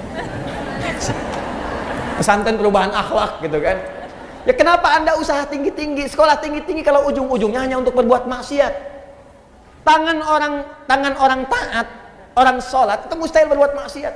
Telunjuk kita kan dipakai tahiyat, Bu. At-tahiyatu lillah, at-tahiyatul mubarakatuh, salawatut thayyibatu lillah. Mau pakai 1, 2 dari 7 versi bebas. Yang penting ketika tahiyat, nih jari telunjuk itu nunjuk. Makanya jari ini kalau dipakai sholat gak akan maksiat. Akan maksiat. Yang gampang-gampang bikin status yang jelek kan pakai jari. Kalau gitu saya pakai ini aja nanti besok. Pakai jari. Nulis, angkat telepon, pakai jari itu ngangkat. Makanya jari orang sholat nggak akan berbuat maksiat, mustahil. Mustahil berbuat maksiat. Cek suami ibu pulang ke rumah. Kalau membawa sesuatu yang maksiat yang salah, tanyakan, Papa sholat nggak? Sholat mah, kan mama lihat. Pak, tangan orang sholat mustahil berbuat maksiat. Tapi tawarannya tinggi mah, mustahil. Gimana kalau ditawarin 9 miliar? Katakan, Pak, tangan orang tahiyat tidak akan pernah berbuat maksiat. Gimana kalau 900 miliar? Nanti mama istihara dulu.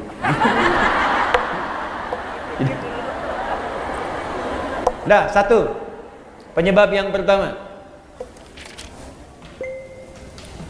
Tidak lurusnya niat. Tidak lurusnya niat karena Allah.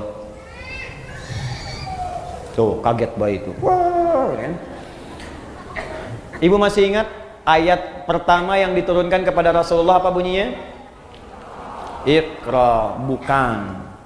Ibu salah dapat informasi. Ayat pertama yang diturunkan kepada Nabi Muhammad SAW ternyata bukan Iqra. Ibu salah dapat informasi. Ternyata Iqra bismi rabbikal ladzi khalaq. Ayat pertama. Karena ketika dikampaikan Iqra, kata Nabi, ma'ana biqari, saya nggak bisa baca. Iqra baca, ma'ana biqari. Yang ketiga, Iqra baca, ma'ana biqari.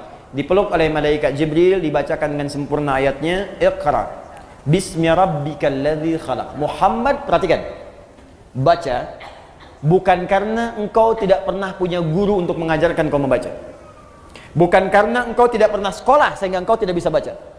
Bacakan semua karena Allah. Bismi rabbik, bismi rabbikal ladzi khalaq. Yang menciptakan engkau saja begitu mudah. Mencipta itu Muhammad, kata malaikat Jibril, mencipta itu lebih rumit dibandingkan sekedar belajar membaca. Bagi Allah mencipta saja mudah, apalagi membuat engkau mengikuti bacaan. Lakukan semua karena Allah, maka setiap yang sulit maka akan terasa mudah dalam kehidupan. Maka ayat dasar pengetahuan itu dasar pertamanya ketika diturunkan kepada Nabi. Iqra itu pembukanya untuk belajar, tapi dasarnya bismi rabbik, lakukan semua karena Allah Subhanahu wa taala. Makanya orang-orang yang belajar karena Allah itu pasti akan mengikuti hukum Allah. Ibu melakukan sesuatu karena Allah. Kalau ibu melakukan sesuatu karena Allah, pasti ketentuan Allah diikuti. Kata Allah sopan, sopan. Kata Allah toleran, toleran. Kata Allah baik, baik. Mustahil orang belajar karena Allah tapi melanggar ketentuan Allah, itu mustahil. Itu mustahil.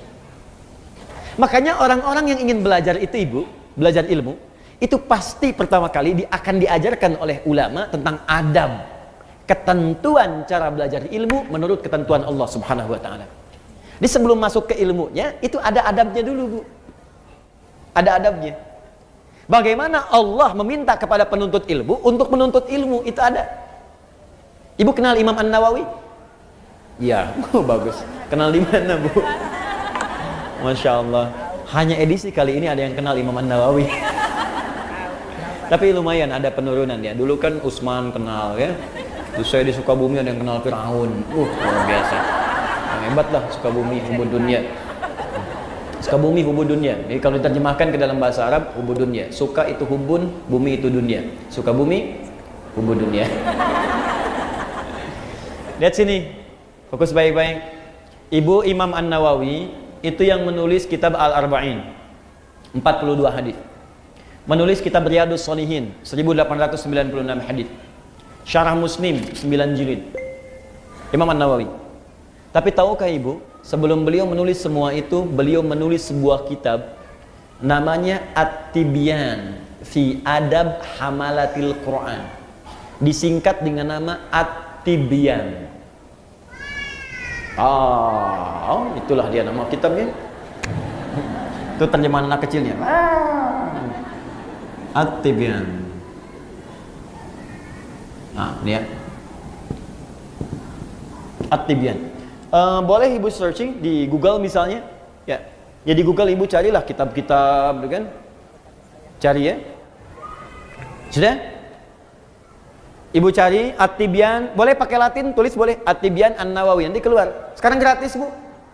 Ayo sebagian pulsanya pakai untuk akhiratnya. Download buku-buku baik-baik.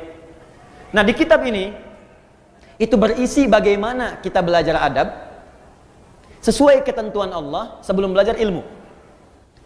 Makanya ada perkataan ulama begini, adab qoblal ilmi, adab dulu sebelum ilmunya. Karena khawatir kalau nggak belajar adab nanti mengambil ilmu, mempraktekannya tanpa adab. Itu yang dikhawatirkan.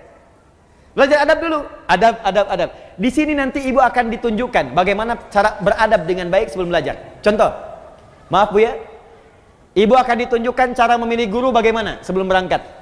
Supaya Ibu ketika belajar dari guru itu mendapatkan selain ilmunya juga adabnya.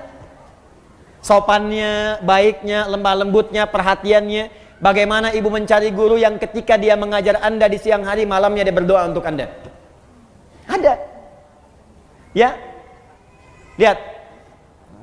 Wala yuta'allamu illa mimman kamulat ahliyatuhu. Kata Imam An-Nawawi, tidaklah seorang penuntut ilmu itu akan belajar kecuali sebelum belajar dia akan melihat dulu siapa guru yang akan dia belajar kepadanya. Satu, kamulat ahliyatuhu. Dia akan petakkan guru yang sesuai dengan spesialisasinya. Tidak semua ustadz menguasai semua hal. Ibu ingin belajar tafsir, cari ustadz ahli tafsir siapa. Ibu ingin belajar fikih, cari ustadz ahli fikih siapa. Sekarang ini semua masyarakat memahami semua ustadz itu paham semuanya. Sehingga ketika ingin belajar tafsir, datang ke ustadznya ahlinya ahli hadis, gak nyambung. Ini sekarang orang ingin belajar fikih, datang ke ustadz ahli tauhid, gak nyambung. Pendekatannya beda. Nanti malam di Mujahidin saya terangkan 4 turunan ilmu. Saya terangkan bagaimana cara memahami ini semua. Nanti ada kuncinya. Cari Ibu, praktekkan itu. Makanya saya usulkan, kemarin ada pertemuan ustadz di Jakarta, saya usulkan bikin database ustadz. Database. Sehingga masyarakat itu gampang. Ketika ingin belajar, tinggal buka database-nya, klik tafsir, maka keluarlah ustadz-ustadz ahli tafsir. Lalu dibuat kemudian aplikasi pengajiannya. Keluar, majlisnya di Bandung ini, di Bekasi ini, Jakarta ini, pakarnya ini. Oh, kalau ada hebat tuh. Ngaji di mana? Klik keluar. Gampang. Itu bagian pertama. Jadi jangan sampai Ibu salah ngaji. Dua, yang paling menarik. Wa hasunat akhlaquhu, kurang lebih kalimatnya demikian. Dan baik akhlaknya. Pintar tapi akhlaknya buruk, maka akan mencetak murid yang pandai tapi tak berakhlak. Gurunya pintar memang, Al-Quran hafal, hadis hafal dengan nomornya, tapi juga sering mengajarkan tata adab yang tidak bagus. Mencela juga rajin. Mengajar sambil mencela. Mengajar misalnya sambil menghina. Mengajar sambil menjelek-jelekan. Makanya jangan heran kalau Anda jadi alumni dari situ, keluar pintarnya ada, dalilnya tahu, tapi juga mencelanya hobi. Pandai di bidang ilmu dan profesional di bidang maksiat. Apa profesinya? Mencela. Jadi kalau nggak sama dicela. Kalau nggak serupa dijauhi. Itu yang jadi persoalan. Bukankah dakwah Nabi merangkul bukan memukul? Bukankah dakwah Nabi mencintai bukan mencelai? Bukankah dakwah Nabi mengajak bukan menghinakan? Jelas ya? Coba dicek lagi. Ini adab. Ini yang bicara ulama-ulama salaf. Ulama salaf. Orang-orang terdahulu. Kami diajarkan adab dahulu sebelum belajar ilmu. Kata Imam Malik, saya belajar adab kemudian 20 tahun baru setelah itu saya belajar ilmu. Dan saya ketahui ternyata belajar adab itu lebih utama dibandingkan dengan ilmu. Nanti saya beritahu rahasia Bu ya. Ada sebuah rahasia. Tapi ini diantara kita saja. Kalau ibu bisa belajar adab ini lebih bagus, atau tanamkan kepada anak Anda, cucu Anda, belajar adab lebih dahulu, maka Allah akan buka semua peluang ilmu dengan begitu mudahnya. Adabnya berhasil, ada orang yang ketika adabnya berhasil baru dibacakan sekali, Allah sudah tanamkan kalimat itu dalam jiwanya, seketika hafal. Imam Al-Bukhari itu sekali dibacakan langsung hafal. Abu Hurairah punya adab yang tinggi, didoakan oleh Nabi, begitu dibacakan seketika langsung ingat. Ada orang yang baru mendengar langsung paham kemana arah pembicaraan ini. Ada. Apa rahasianya? Yuk, adab yang kedua. Satu tadi lurusnya niat, dalilnya sudah ada. Makanya Nabi menekankan di Al-Bukhari nomor hadis yang pertama, innamal a'malu bin niat. Amal itu bergantung kepada niatnya. Maka ibu tolong luruskan niat, Bu. Anaknya kalau sekolah diniatkan diluruskan niatnya karena Allah. Ibu saya tanya, anak disekolahkan supaya pintar apa supaya Allah ridha? Ridha. Benar. Supaya pintar apa supaya Allah ridha? Tuh kan mulai nambah, pintar dan Allah ridha. Coba dilihat lagi. Kalau ibu ingin Allah ridha, ibu pasti akan mencari sekolah yang mendatangkan keridhaan Allah. Coba, ibu pengen Allah ridha. Allah ridha dengan orang yang soleh. Allah ridha ketika hambanya tidak meninggalkan sholat. Nah, ibu sekolahkan anak di tempat yang tidak mengajarkan sholat. Ya gimana? Ya wajar kalau pulang dia nggak bisa sholat. Ya wajar kalau dia pulang ibunya capek teriak-teriak, sholat dulu. Nah, asarnya, mama gimana sih? Tadi barusan duhur, sekarang udah asar lagi. Coba cek. Maka cari yang pintar dan Allah ridha. Sekarang banyak, Bu, sekolah-sekolah yang membuat murid pintar dan Allah ridha. Dan sekarang Masya Allah kampus-kampus bahkan membuka beasiswa bagi para penghafal Quran. Kampus umum loh, membuka beasiswa bagi para penghafal Quran.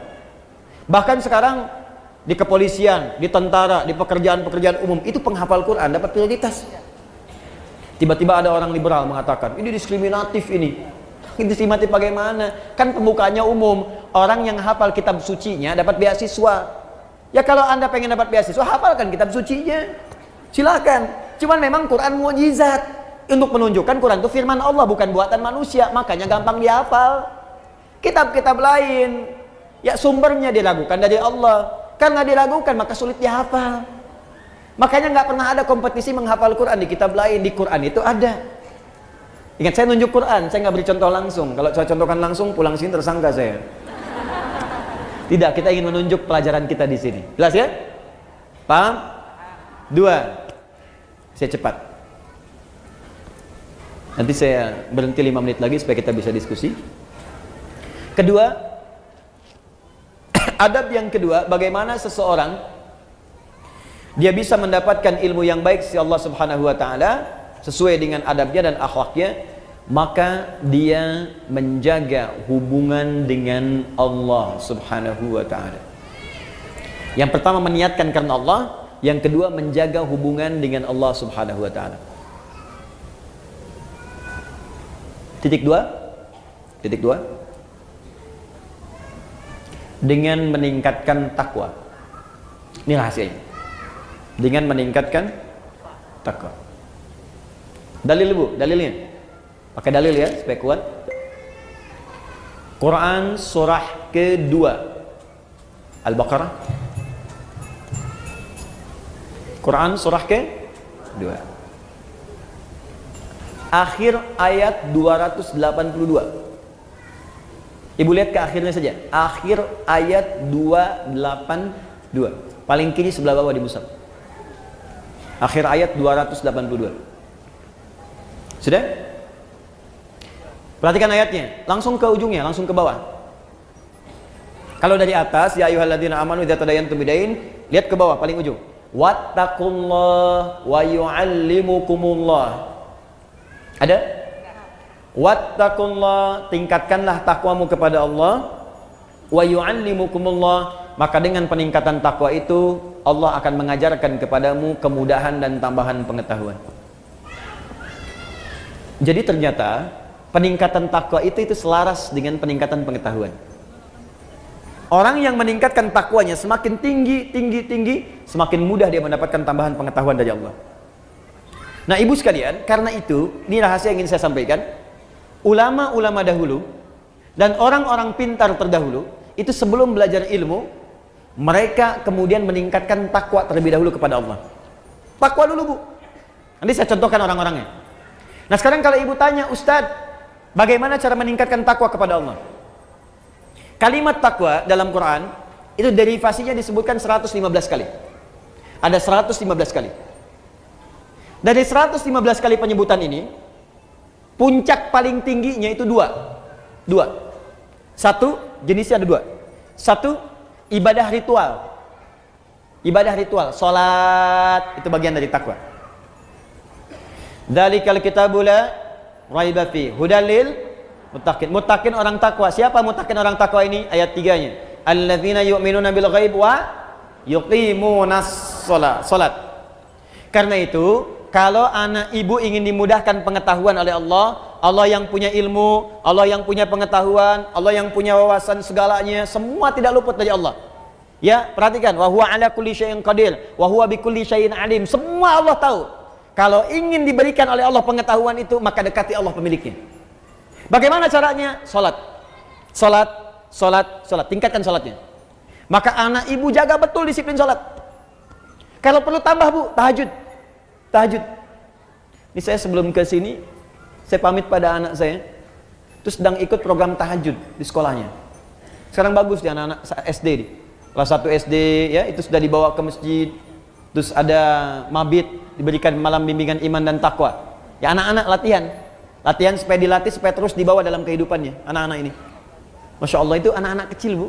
Ya, yang kecil-kecil 6 tahun, 7 tahun. Itu saya datang ke situ sedang pada tidur terlelap. Bilang, Masya Allah, nih anak-anak nih.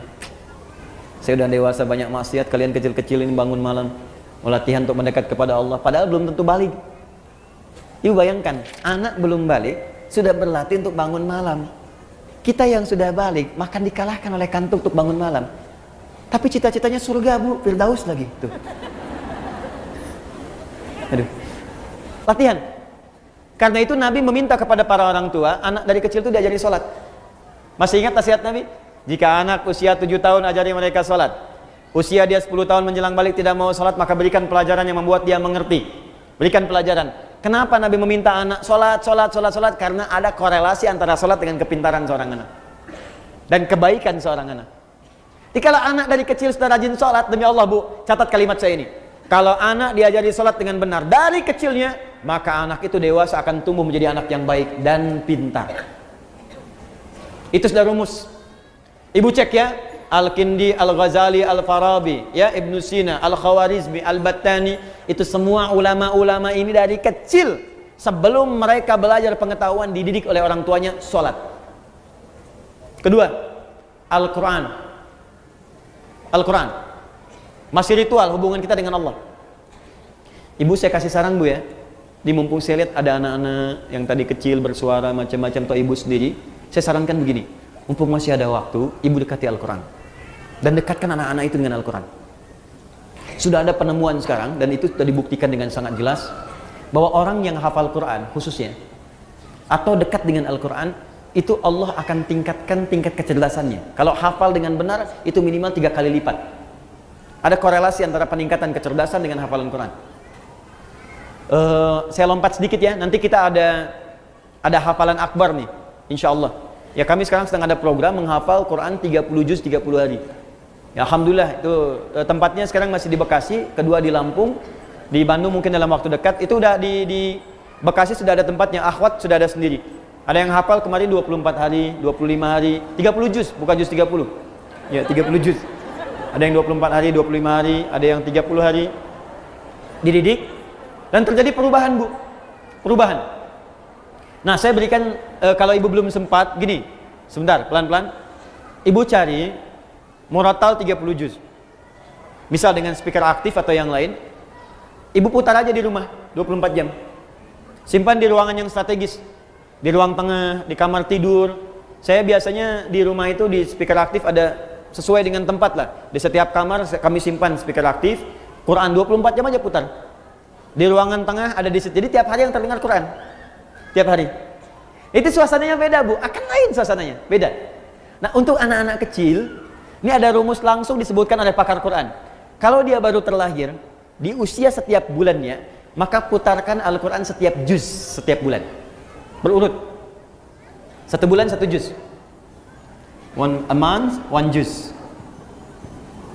1 bulan 1 juz. Berurut Bu ya, urut. Misal bulan pertama dia lahir 30 hari misalnya Al-Baqarah aja. Bulan kedua Ali Imran. Bulan ketiga terus sampai ke An-Nisa terus. Ya, misal itu bukan surat, maaf, juz. Juz 1 Al-Fatihah sampai 141. Juz 2 142 sampai 253. Juz ketiga ya 253 sampai dengan Ali Imran ayat ke-92. Terus juz 1, juz 2, juz 3 sampai juz 30. Jadi begitu anak itu usia 30 bulan, dia sudah mendengar 30 juz. Dan bayi itu fungsi pertamanya pada pendengarannya, bukan pada penglihatannya. Ketika usia 30 bulan artinya 2 tahun setengah. 24 bulan 2 tahun, 6 bulannya setengah, 2 tahun setengah dia sudah mulai bisa bicara. Dan dia sudah menghimpun di memorinya 30 juz Al-Quran. Anak itu, ini sepakat para pakar Quran, hanya tinggal diajarkan menghafal Quran 6 bulan, hafal Quran 30 juz. Di 3 tahun anak itu sudah hafal 30 juz. Itu yang dilakukan oleh orang tuanya Fajar dulu. Begitu dikasih ASI, bacakan. Ternyata saat dia bisa bicara 3 tahun, yang keluar di mulutnya Quran. Dicek, panggil guru, dicek, Allahu Akbar. Ternyata dicek, 4 tahun sudah hafal Quran 30 juz. Awal sampai akhir. Nah, ibu bisa praktek seperti itu.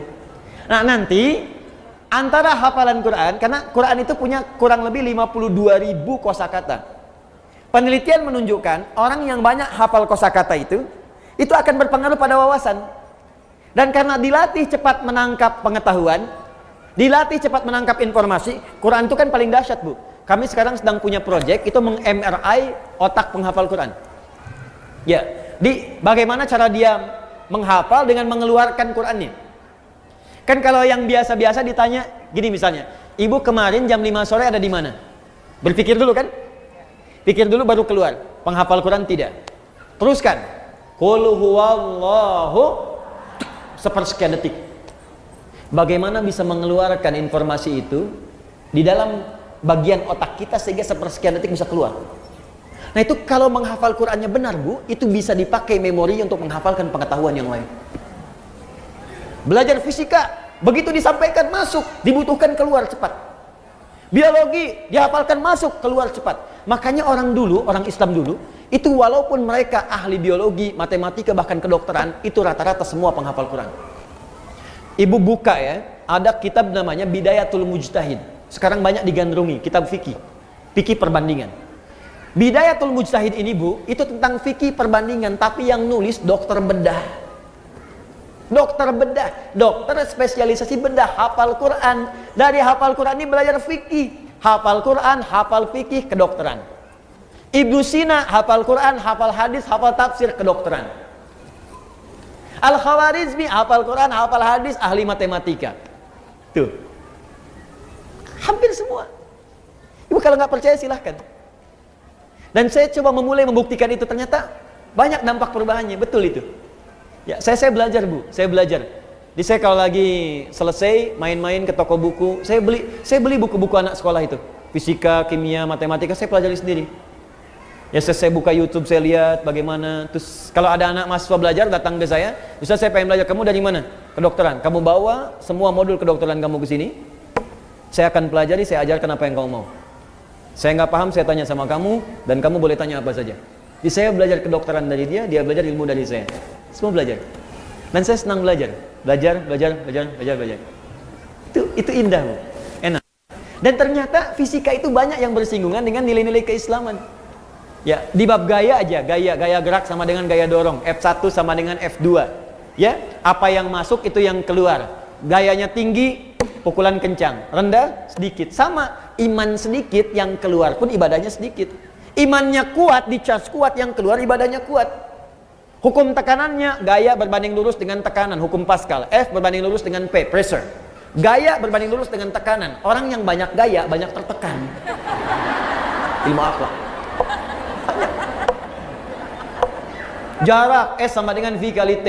Jarak S sama dengan V kali T. Kecepatan dikalikan dengan waktu. Mencari V, S dibagi T. Banyak. Jarak ke pengajian itu berapa? fi kecepatan, t waktu. Orang yang menghargai waktu pasti akan cepat-cepat datang ke pengajian. Takut terlambat. Mulai jam berapa sih di TSM? Jam 8, maka dia ukur jaraknya. Dia percepat kemudian kecepatannya sampai jam 7 itikaf, ada yang dari subuh. Macam-macam. Itu korelasinya tinggi. Nah, sekarang anak fisika itu belajar untuk ujian saja. Anak sekolah belajar hanya untuk ujian, makanya ilmunya nggak dipakai dalam kehidupan. Itu almarhum yang Habib itu kan rajin baca Qur'annya, sholatnya rajin. Ya, Masya Allah, itu dan kepake ilmunya gitu. Dan sekarang pun masih dikenal. Jelas ya? Terakhir, tutup yang ketiga. Satu masih ingat tadi? Jaga keikhlasan. Yang kedua, dekati Allah dengan takwa, kan? Yang ketiga, maaf, dalil tentang takwa, satu lagi, dalil tentang takwa, dalil yang paling kuat nanti Quran surah ke-5 ayat 35. Quran surah 5 Al-Maidah ayat 35, paling kanan sebelah bawah. Quran surah 5 ayat 35. Paling kanan sebelah bawah di mushaf, ya ayyuhalladzina amanu taqullaha wabtaghu ilaihil wasilah. Hai orang-orang beriman, tingkatkan takwamu kepada Allah dan cari wasilah untuk mewujudkan keinginanmu dengan takwa itu.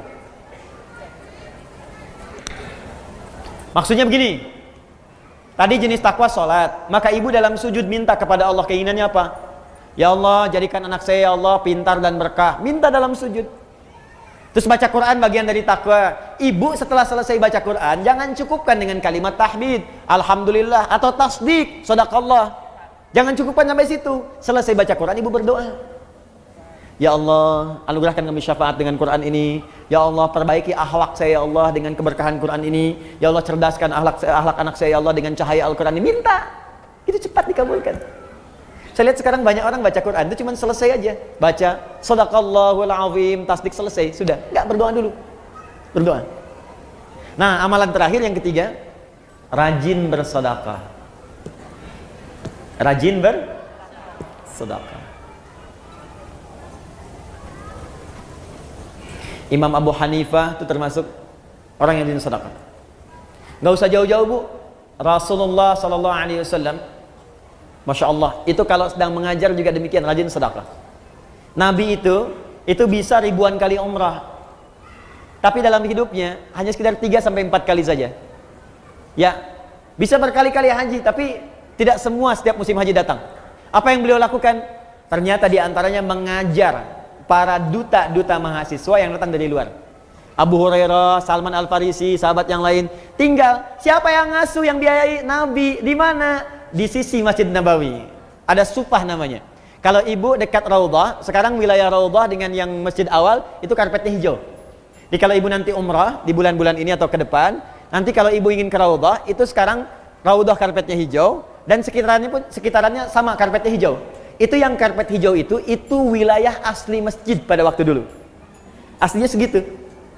Masjid Nabawi sekarang itu Madinah tempo dulu. Madinah itu cuma segitu luasnya. Ya, di luar itu bukan Madinah. Nah, asli masjidnya itu yang karpet hijau. Nah, di sebelah arah dekat ke arah makam Nabi, di kalau makam Nabi dekat ke arah Baqi, sisi dekat situ ada yang disebut Sufah namanya. Sufah, Ahlus Sufah. Di Sufah itu ada para sahabat yang khusus untuk belajar ilmu saja kepada Nabi. Abu Hurairah radhiyallahu taala anhu, ya, ada Salman Al-Farisi, termasuk Ali bin Abi Thalib, Ibnu Abbas, Ibnu Umar, belajar aja. Itu yang biayai Nabi. Yang nggak ada bekal, Nabi kasih makanan, ya, kasih kemudahan dan sebagainya. Nabi itu. Dan Masya Allah, ilmunya berkah. Makanya saya diajari oleh guru kami, itu setidaknya kalau belum bisa memberikan sesuatu kepada murid, saya datang pada guru saya bertanya, Syekh, berikan saya nasihat. Adinda, ya bunayya, anakku, siang engkau belajar, malam engkau dekati pada yang memiliki pengetahuan. Maka mintalah kepada Allah agar ilmu yang engkau ajarkan itu meresap ke dalam jiwa-jiwa setiap murid yang belajar. Yang kedua, engkau doakan mereka. Dalam setiap malam engkau mengajar. Dan itu saya praktekkan. Pagi, siang saya mengajar, malam bangun, kita bayangkan lagi ngajar di mana, kita minta sama Allah, ya Allah, sayangi setiap orang-orang yang belajar. Ya Allah, berkahi ilmunya. Ya Allah, lapangkan kehidupan mereka. Ya Allah, mudahkan mereka. Ya Allah, pertemukan kami di surga. Ya Allah, himpun dengan keluarga. Ya Allah, jauhkan mereka dari maksiat. Minta gitu. Itu dampaknya besar. Tinggi dampaknya. Ada guru-guru yang lebih hebat lagi, Imam Abu Hanifah, itu sampai sedekah ke muridnya dan sebagainya. Dan itu berkah kemudian. Nah, sekarang dibalik, Bu. Ibu juga sama. Ada murid-murid yang ketika dia kemudian belajar, itu banyak di antara mereka yang mempraktekkan sedekah. Ada Syekh Nawawi Al-Bantani, Bu. Syekh Nawawi, itu beliau ini setiap akan belajar itu bersedekah. Di atas namakan gurunya dengan niat tidak ingin mengetahui aib gurunya. Di Imam Nawawi kalau mau datang kepada Syekh untuk talaki itu sedekah dulu. Begitu sedekah, beliau niatkan kepada fakir miskin, kepada orang lain. Dia niatkan, begitu diniatkan, ya Allah, saya niatkan sedekah ini, dengan niat ini saya tidak ingin mengetahui aib guru saya sedikit pun. Makanya berkah sampai sekarang. Termasuk di antara imam besar Syekh Nawawi Al-Bantani, di antara guru yang tidak pernah mengetahui aib guru-gurunya. Makanya yang didapatkan ilmu aja, ilmu. Masya Allah. Ya ibu silahkan. Ya misalnya kan ibu ada kewajiban zakat, keluarkan, kalau itu wajib. Ada infak itu ibu niatkan atas keinginan yang ibu dapatkan. Kalau pahala jelas, ibu ikhlas, pahala dapat. Tapi sertakan di situ keinginannya mau apa. Ya, misal ibu sedekah nih, saya pengen bantu untuk yang di Pekanbaru, pengen bantu untuk yang di Riau. Ya Allah, jadikan dengan sedekah ini yang di Riau, ya Allah, mendapatkan kemudahan. Dan dengan kemudahan itu, jadikan keluargaku mendapatkan rahmat darimu. Jadikan kemudahan itu sebagai kemudahan ilmu bagi anak cucuku. Boleh. Itu dalilnya banyak. Dalilnya banyak. Jelas ya? Makanya banyak orang bersedekah oleh Nabi kemudian diluruskan. Di antaranya lurus untuk mengarahkan keinginannya. Ya Rasulullah, bolehkah aku bersedekah untuk ibuku yang telah wafat? Boleh. Dia bersedekah diniatkan untuk ibunya yang wafat. Pahalanya mengalir. Ada. Jelas ya? Baik, maka ibu sekalian, dan sedekah terbaik tidak harus dengan menggunakan materi. Sedekah itu setiap amal soleh yang bisa dikerjakan. Berdoa, saya doakan ibu, ibu pun doakan saya. Murid doakan guru, guru doakan murid, itu sedekah yang paling bagus. Malam-malam tanpa harus tahu, ibu nggak usah SMS saya, Ustaz saya doakan nanti, ya nggak usah. Aku doain aja. Ya Allah ampuni dosa Adi Hidayat, ya Allah ampuni dosanya, ampuni dosa keluarga. Itu aja, saya nggak minta apapun, itu aja. Nanti insya Allah keberkahan Allah turunkan, langsung Allah yang berikan. Mungkin tidak harus dari saya, mungkin dari guru-guru yang lain. Jelas? Baik, kalau sudah jelas, saya kira saya cukupkan untuk hari ini. Kita sampai jam 10 kalau saya tidak keliru. Ada 2 menit barangkali untuk menyimpulkan. Saya tanya dulu, ibu paham? Insya Allah. Jadi kalau kita mau beribadah harus pakai apa? Dalil. Contohnya dari mana? Hadis Nabi. Hikmahnya dapatkan, akhlaknya tujuan. Untuk mendapatkan akhlak itu kita mesti belajar dengan baik. 1, lakukan ikhlas karena siapa? Kedua, dekati Allah dengan apa?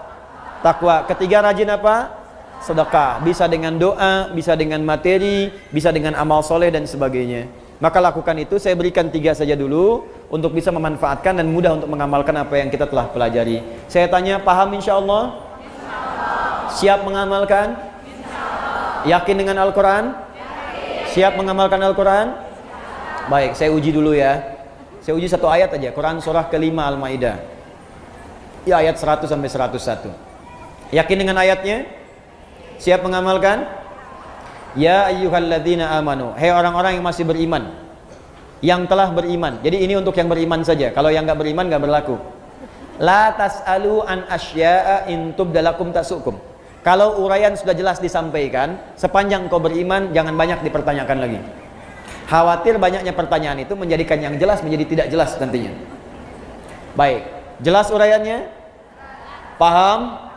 Masih beriman? Ada pertanyaan? Oh, alhamdulillah. Baik. Bismillahirrahmanirrahim. Alhamdulillahirabbil alamin, arrahmanir rahim, maliki yaumiddin. Iyyaka na'budu wa iyyaka nasta'in. Shiratal mustaqim, shiratal ladzina an'amta 'alaihim ghairil maghdubi 'alaihim waladdallin. Allahumma shalli wa sallim barik ala rasulikal karim nabiyina al-amin sayyidina Muhammadin wa ala alihi wa sahbihi ajma'in. Allahumma rabbana la tad'a lana fi maqamina hadha wa fi kulli maqamin dhanban illa ghafartah. Ya Allah, jika ada yang hadir di majlis ilmu ini datang membawa kesalahan, kekhilafan dan dosa, maka mohon jangan biarkan dia meninggalkan majlis ini kecuali Engkau telah ampuni seluruh dosa-dosanya. Wala hamman illa farajtah. Ya Allah, jika ada yang datang ke majlis ini membawa kegelisahan, maka mohon jangan biarkan dia meninggalkan majlis ini kecuali Engkau telah tenangkan keadaan jiwanya. Allahumma wala asiran illa yassartah. Ya Allah, jika ada yang datang ke majlis ini membawa kesulitan dalam hidupnya, di rumah tangganya, pekerjaannya, kehidupan sosialnya, maka mohon dengan semangat ibadahnya ya Allah mudahkan segala urusan-urusan kesulitannya. Allahumma wala maridan illa syafaitah. Jika ada di antara kami yang tengah Engkau uji dengan penyakit, Seberat apapun ya Allah, maka mohon angkat dan sembuhkan segala penyakitnya. Allahumma taqabbal minna innaka antas samiul alim wa tub alaina innaka antat tawwabur rahim. Ya Allah, mohon terima seluruh amal ibadah yang telah kami kerjakan sampai detik ini, dan jika pun kami berbuat dosa, maka mohon terima taubat kami ya Allah untuk menghapuskan dosa-dosa kami. Allahumma alhiqna bis salihin ma'alladina amta alaihim nabiyina wa siddiqina wa syuhada'i salihin wa hasuna ulaika rafiqa. Ya Allah, dekatkan kami dengan orang-orang soleh. Di tempat tinggal kami hadirkan orang-orang soleh. Di kantor-kantor jadikan ya Allah orang-orang soleh. Di keluarga kami jadikan orang-orang soleh. Dan hadirkan kami ya Allah hidup bersama orang soleh. Dan jumpakan kami di akhirat bersama orang-orang soleh. Terutama Rasulullah sallallahu alaihi wasallam, para nabi, para syuhada, orang-orang jujur. Itulah ya Allah keinginan terbaik yang ingin kami dapatkan. Allahumma ja'alna minal mutasaddiqin. Ya Allah, jadikan kami hamba-Mu yang gemar untuk bersedekah. Ij'alna ya Allah minal musallin, jadikan kami hamba-Mu yang gemar untuk menunaikan salat. Ij'alna ya Allah minas shaimin, jadikan kami hamba-Mu yang gemar menunaikan puasa. Allahumma ja'alna minal muttaqin, dan jadikan kami puncaknya ya Allah hamba-hamba-Mu yang senang meningkatkan takwa kepadamu.